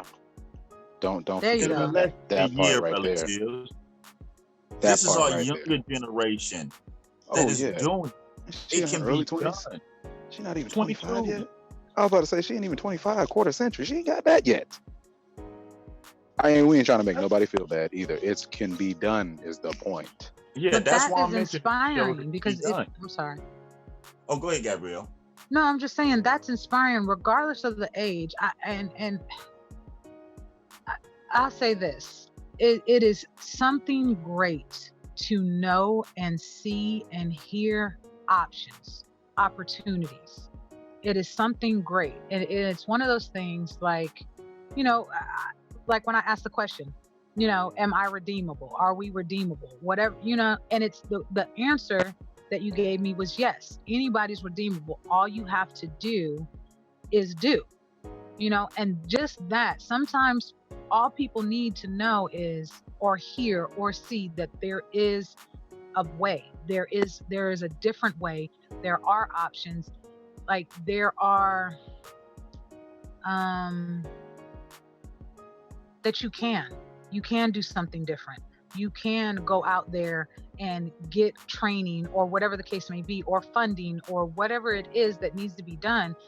It can be done, and it is obtainable. It is tangible. It's something that you can touch. It's something that you can feel. It's something that you can see. It's something that you can actually do.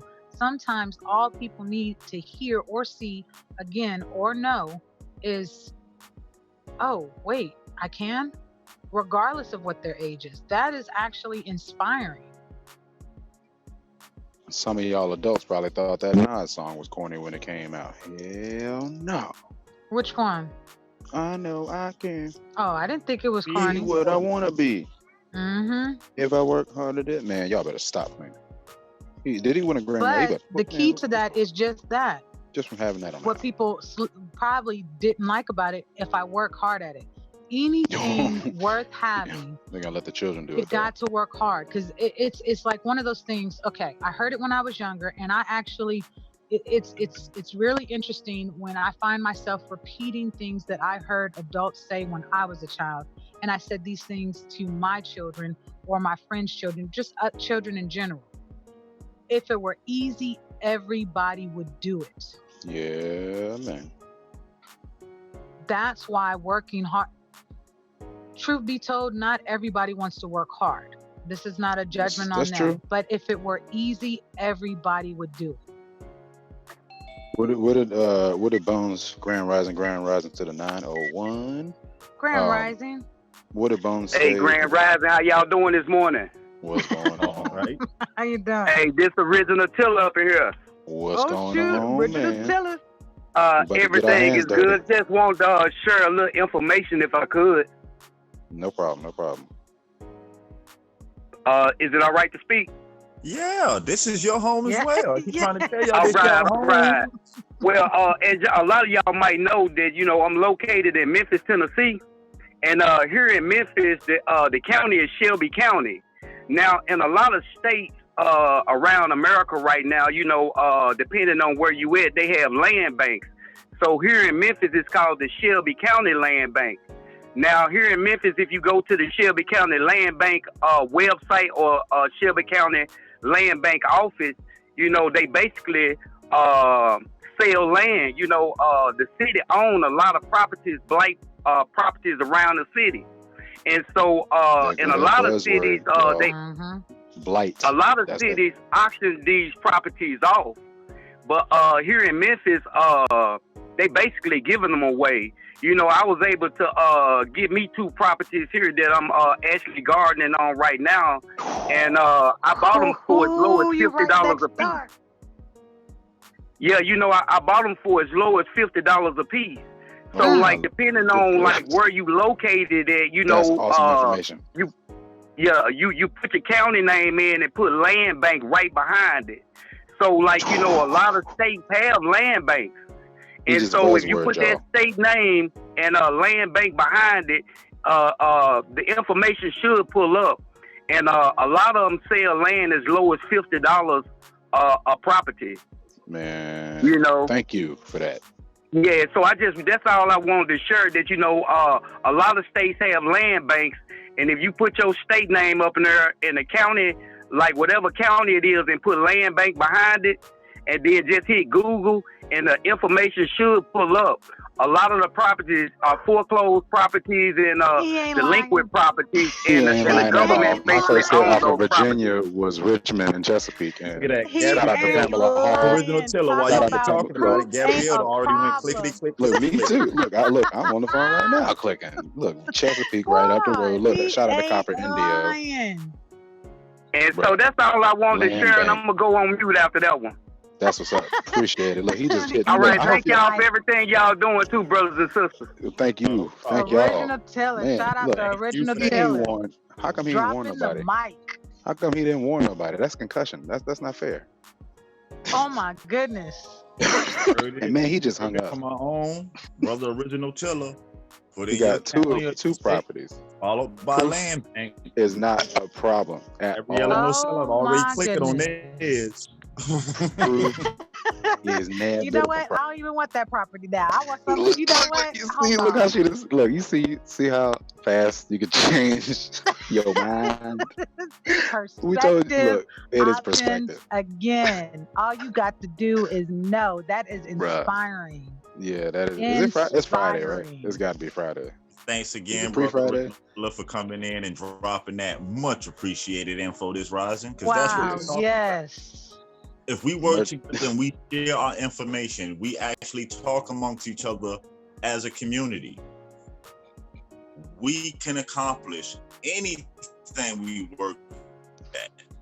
And we will accomplish anything that we work at. Pamela Hall said... what happened? You cut out. You said Pamela Hall said what? You cut out. You cut out. You said Pamela Hall said and then cut out. Oh, Pamela Hall asked what you said?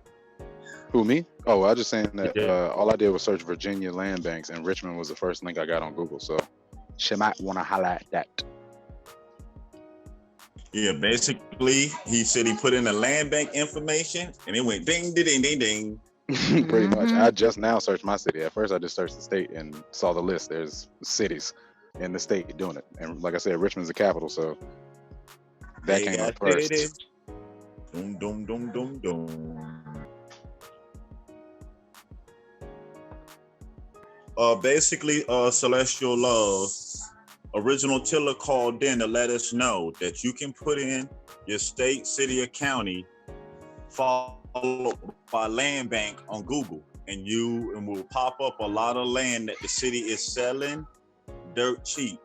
He bought 2 properties at $50 a piece. So they can be given away in some counties, and you can purchase them for as low as $50 right now that we're hearing. So, and he's already in the dirt. So, hands in the dirt. Proof is not a problem. Good man. Let me go on mute. Man, that was a mic dropper. That was a mic I drop. heard We you, done. dude. In the history of chats, here, back then, here, and in the future. You Yeah, better ain't know no it. lie. This is insane. Wait, what's my motivation? Nah, I ain't, look, I'm Oh my motivated now. I goodness. mean, that's just For another real. Man. man. Dig some dirt. Get in that dirt. Well, I guess I ain't getting off phone with y'all today. I got a shovel. Where that dirt? Dirt don't hurt.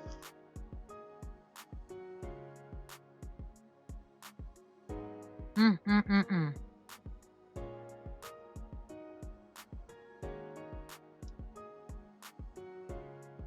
Again, it shows what can be done when we work together, when we actually communicate and talk to each other.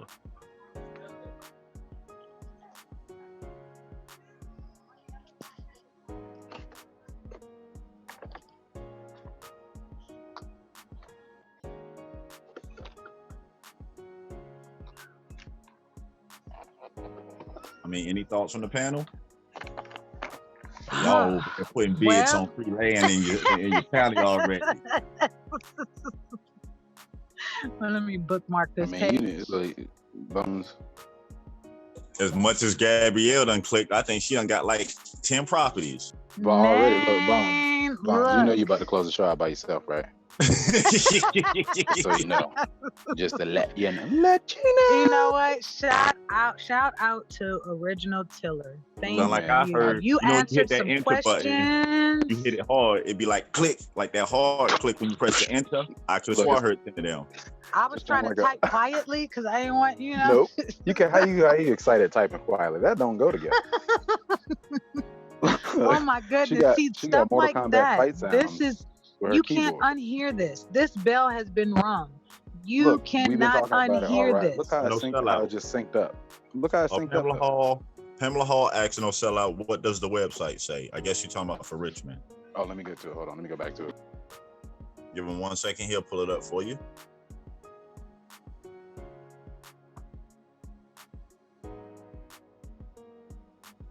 So relatives, brothers and sisters, that mean by the beginning of spring, we ready to put some stuff in the ground, huh?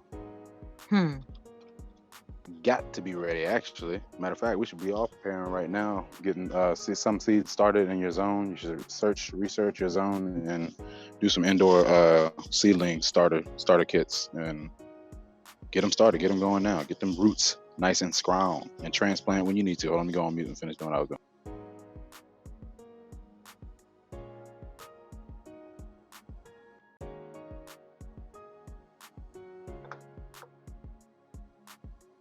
You went on mute for Sella said he got 2 green thumbs. Okay, there's also federal land banks. Yes, it is. You also have certain cities that's giving away free land. You just have to put a house or some form of shelter. Some of them you got to stay there for 6 months, some for a year, and after that it's yours. There's all type of land programs all over. It's like I said, we come together, we work as a community, working among our other communities. What can't we accomplish again? Pamela Hall said, can someone put the link to the website in the chat if they can? For Virginia? Yeah, I'll do it. There's a few of them. I'll do it. Well, no, I can't do it. Where am I? Oh, yeah, I'll pull it up. I'll pull up the chat. There's a Maggie Walker Community Land Trust, nonprofit organization in Richmond, Virginia. That's the first thing that comes up when I type in Richmond, Virginia land banks. And that's North 25th Street in Richmond, Pamela Hall. But let's see. The second one that comes up, she has 2 top results, 3 results, richmondlandbank.com. So I have 2 websites to post. Okay. So I got one where it says, as of from 2004 to current, the states that actually have land banks. And those states are Michigan, Ohio, New York, Georgia, Tennessee, Missouri, Pennsylvania, Nebraska, Alabama, West Virginia, and Delaware. So what list is that? I'm putting I'm putting the link in the chat. You said as of 2004, these are the only ones, or these are new These are ones the that are added? states that have established land banks. Yeah, but still catch it. Those are state land banks. Dang, But you okay, still yeah, have exactly. county and city land banks. Yeah, that's what he Right. was saying. Remember, Tiller was saying the county, search your county. County, city, Yeah. and federals. So, and I mean, I'm still saving this because y'all we got the all in links? different states. if y'all can y'all drop them links in the chat? Yep, I'm splitting my Absolutely. screen right now so I can do it. Yep. Let's see.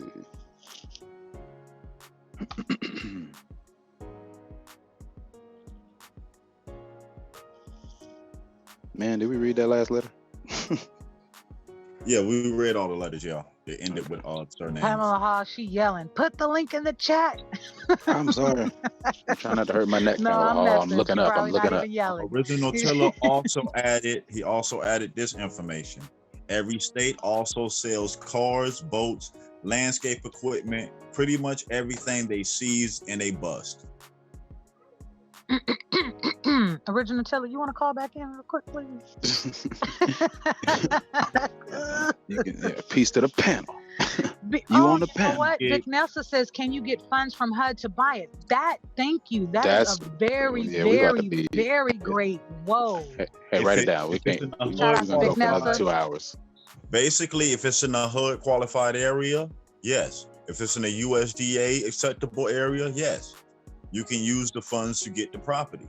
Yeah, Original Tiller, could you call real quick? I got my pen and pad real quick because between Big Nelson and let me just say this, all ideas that I have been inspired by, Pamela Hall, everyone, I'm just saying right now, this expands on some ideas that I've had. Yeah, While this I is building on appreciate some and won't stuff diminish right now. anything from anyone else. Original Tiller, Big Nelson, thank you for that idea. Original Tiller, can you call back? You got time? Call back, please. Oh, the number works. Oh my yeah, it goodness, did. That's- the I thought number that- works. I almost thought I was imagining the phone call, but it's real. It's real. Whoa. That was a new call in too. It's like you can't hide. Nope. Okay, it works. It works. I got my ideas notebook out. Let's see. I guess since we done hit to that, Michael part, Brown, look, Michael Harris Brown Cheek said you don't need to donate to no PayPal for this. No, you don't. Yeah, look, notice the word Patreon. Like we can't even spell it right. Like people, well, Sonetta can't even say it right, but no, we can't even spell it right. But yeah, no Patreon. Merchandise is not available. That's a robot or something, like Voltron or something. Say what? What'd you say? But that's a robot, like It's Voltron. got to be Patreon. It's the final form, I guess. I don't know. Pay me, y'all. Patreon. I mean, since Who's everybody from the panel to the active chat and silent majority probably on these websites, pad and pen, we can go ahead and close out. Wait Yeah. a minute. I'm still writing. I'm writing down the message that he wrote down. He put in there. I just want to make sure I don't. Come on. You up I'm here dropping trying to make links us right do now. salivations all quick You know and the stuff. chat Hold is on. forever. You do know that, right? What's I in The the get chat is that. forever. Yeah, but I don't want to. Okay, I'm trying to write down the message he just put in so that I can have a permanent go back to in my ideas notebook. I have an ideas notebook that Oh, just man. goes for ideas. How come I can't paste? Oh, he called back in for you, Gabrielle. Original come I can't- Tiller, I appreciate it. Thank you. No problem, little sis. I appreciate it. Okay, now this message. So where would I need to go? Would I need to go? What state website or what would I need to Google? I'll find it. Just give me a crack. I'll make a door. For what? For I didn't understand your question. Oh, okay. I apologize. So the cars, boats, landscape equipment, all that.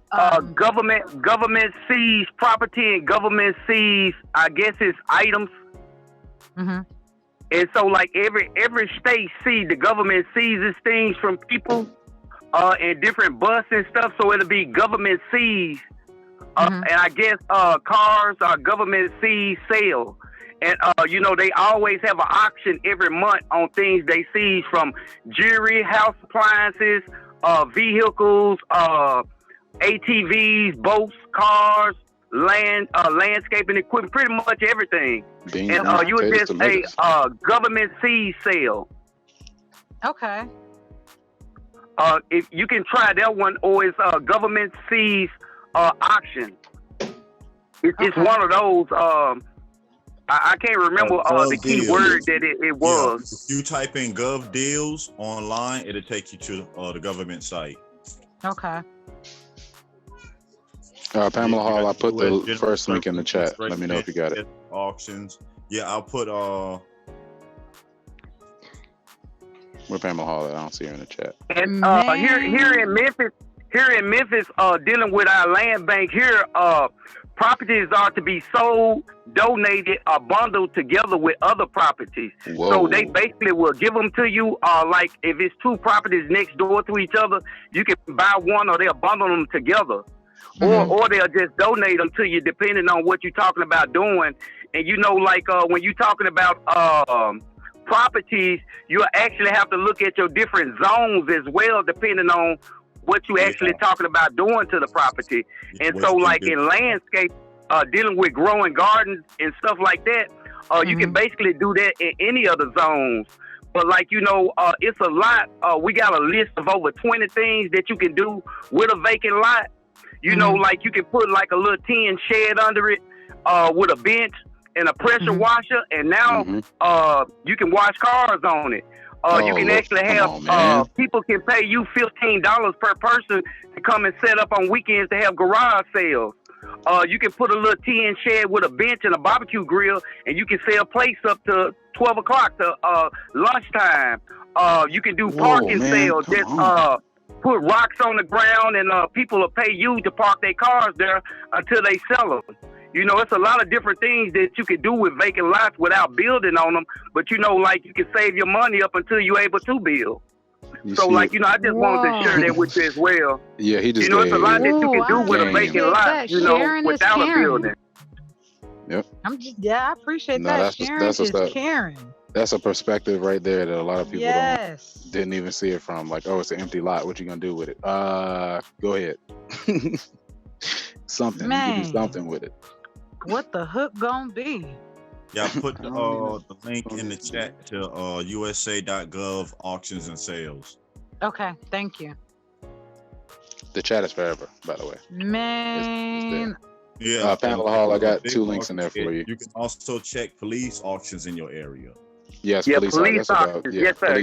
That's correct. That's what I was thinking when you were saying that. I don't know why I didn't put that together, but yeah, police auction as well. But man, that's what it is. It's the police auction. And I'll go on mute after that one. Was that everything, little sis? Yes. Man. I appreciate it. Yes. Thank you. No problem at all. And I thank y'all for all that y'all doing too. And thank y'all again. Appreciate you, bro. Appreciate it. No problem. Appreciate you. Man, Bones, you said it. We got the best chat. I don't even understand why people be lying and acting like they us. Best chat. Come on, man. Yeah, we recording, right? We live, right? Look, we're gonna hit that record button even after this, for sure today, because I got a feeling we about to have some bombshell churches. Not at church chicken. Man, this is ridiculous. But yeah, this is Grand Rise and that boy wig dropping bombs. Original Tiller came and nuked the whole area. Yeah, he did. Man. Out. Hey, Pamela Hall, I think I have a nice little last link for you because it says virginia.gov at the end. So yeah, copy the link. I'm gonna have to look at that on myself. All right. And this is for anybody in Virginia listening to this. These links are for Pamela Hall and anybody in Virginia. Man,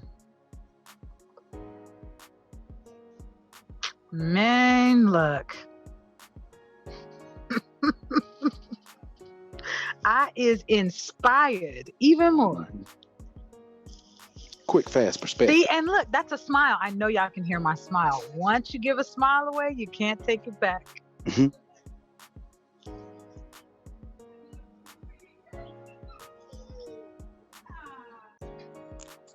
All right. I mean, if that's it, we can go ahead and get out of here since everybody online. What is this? What is this? Oh, that last one didn't work. Well, I don't know why. It says I'm not. Hold on, let me see. Yeah, you can salutate. Okay, I'm salivating. All right, so okay. Peace to the panel, peace to the chat, peace to the silent majority. This bell has been rung. You can't unhear what you hear. You can't unsee what you see. You can't unknow what you know.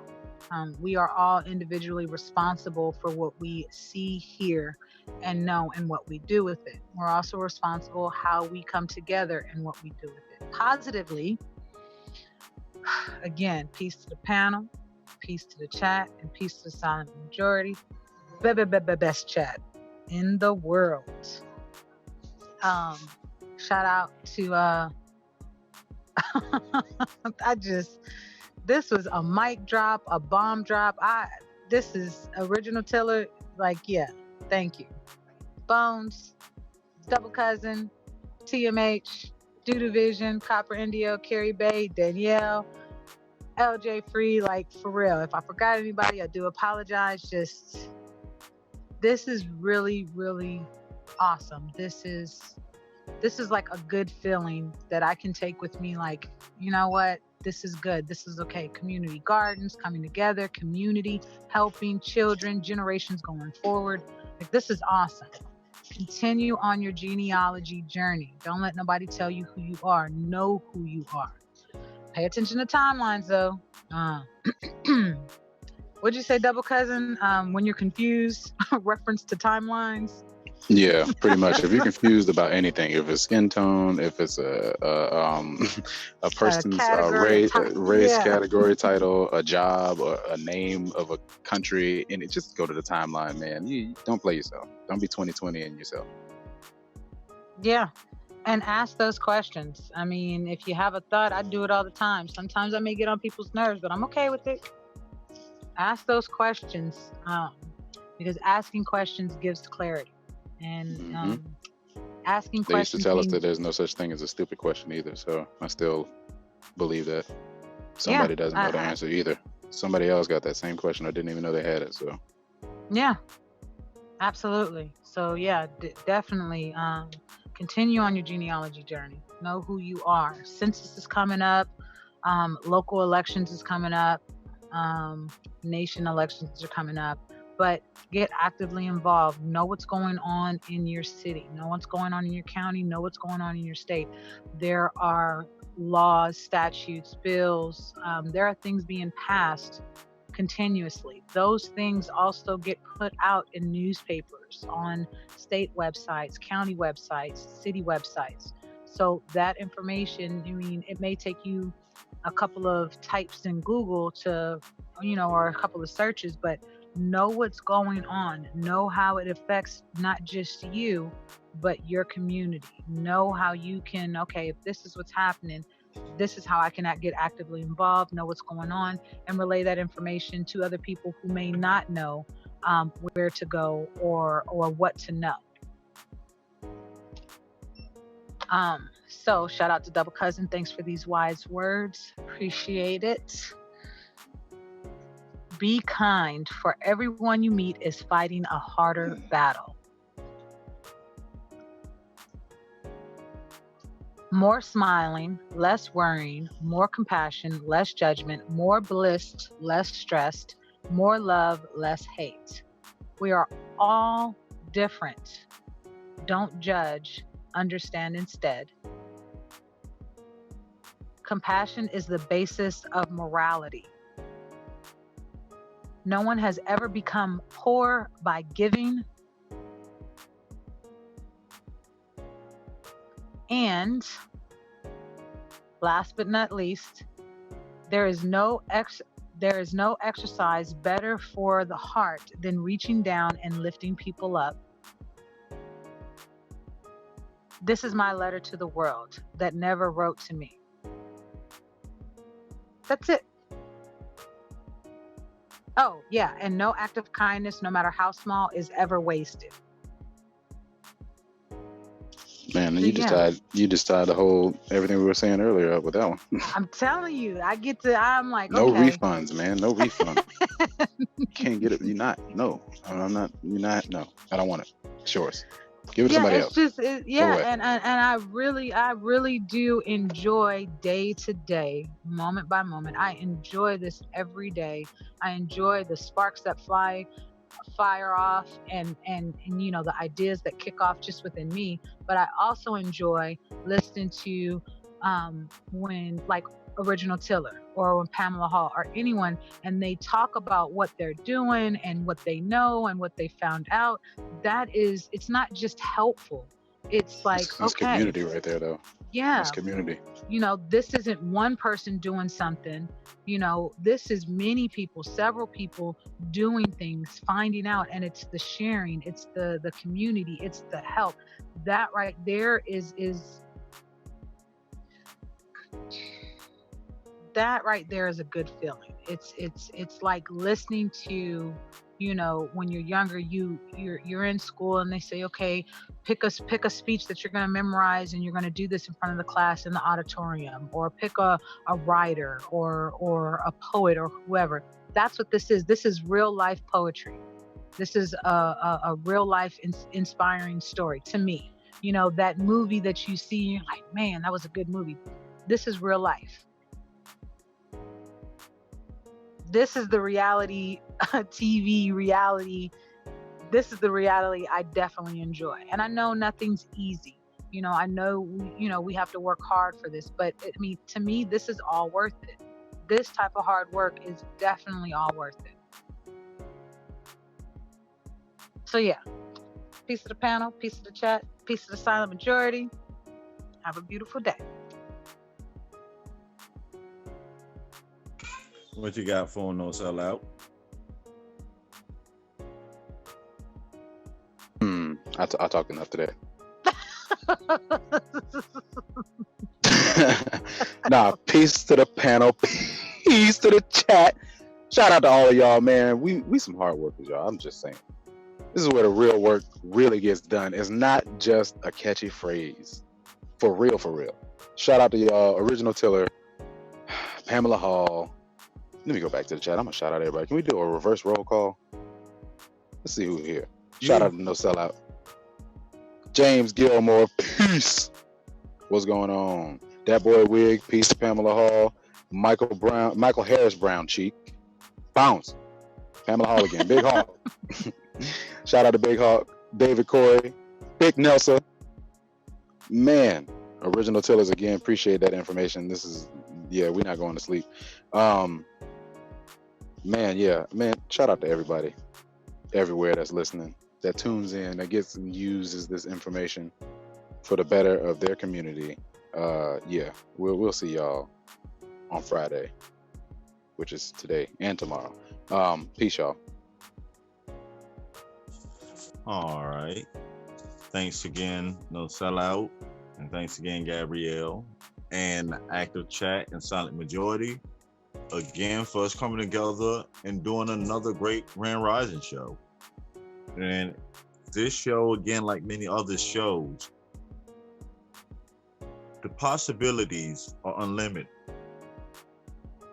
when we come together, when we work as a community, when we decide as individuals and as a people to take on our responsibilities, to take on and change the dreadful conditions of our communities, to make sure we do the best of our ability with the resources that we have, to make sure our future generations, first of all, will never forget, and will have a platform and a shining light to always remind them. So let's make sure as we come together with this information that we keep hammering it out, that we keep talking amongst each other, that we keep sharing this information so all of our communities can have a brighter future. So all of our future generations will have something that stands the test of time, that whenever they are down, they can lean upon it until they're ready to move again. We have seen in our lifetime many come around us and access these same programs that we were not aware of and built their communities. My brothers and sisters, now we are aware. So let's build our communities. So on that note, continue to learn how your local governments work. Continue to find out what you can do today to make your community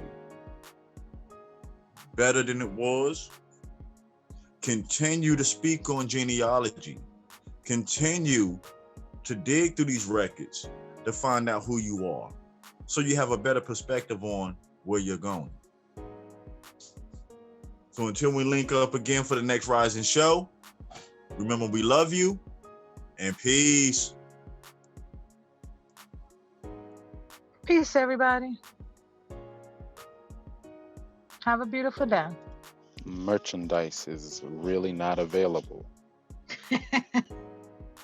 Peace, y'all. Shout out to y'all, man. Yup, man. Bones, let's do another 30 minutes. No, I'm joking. Peace.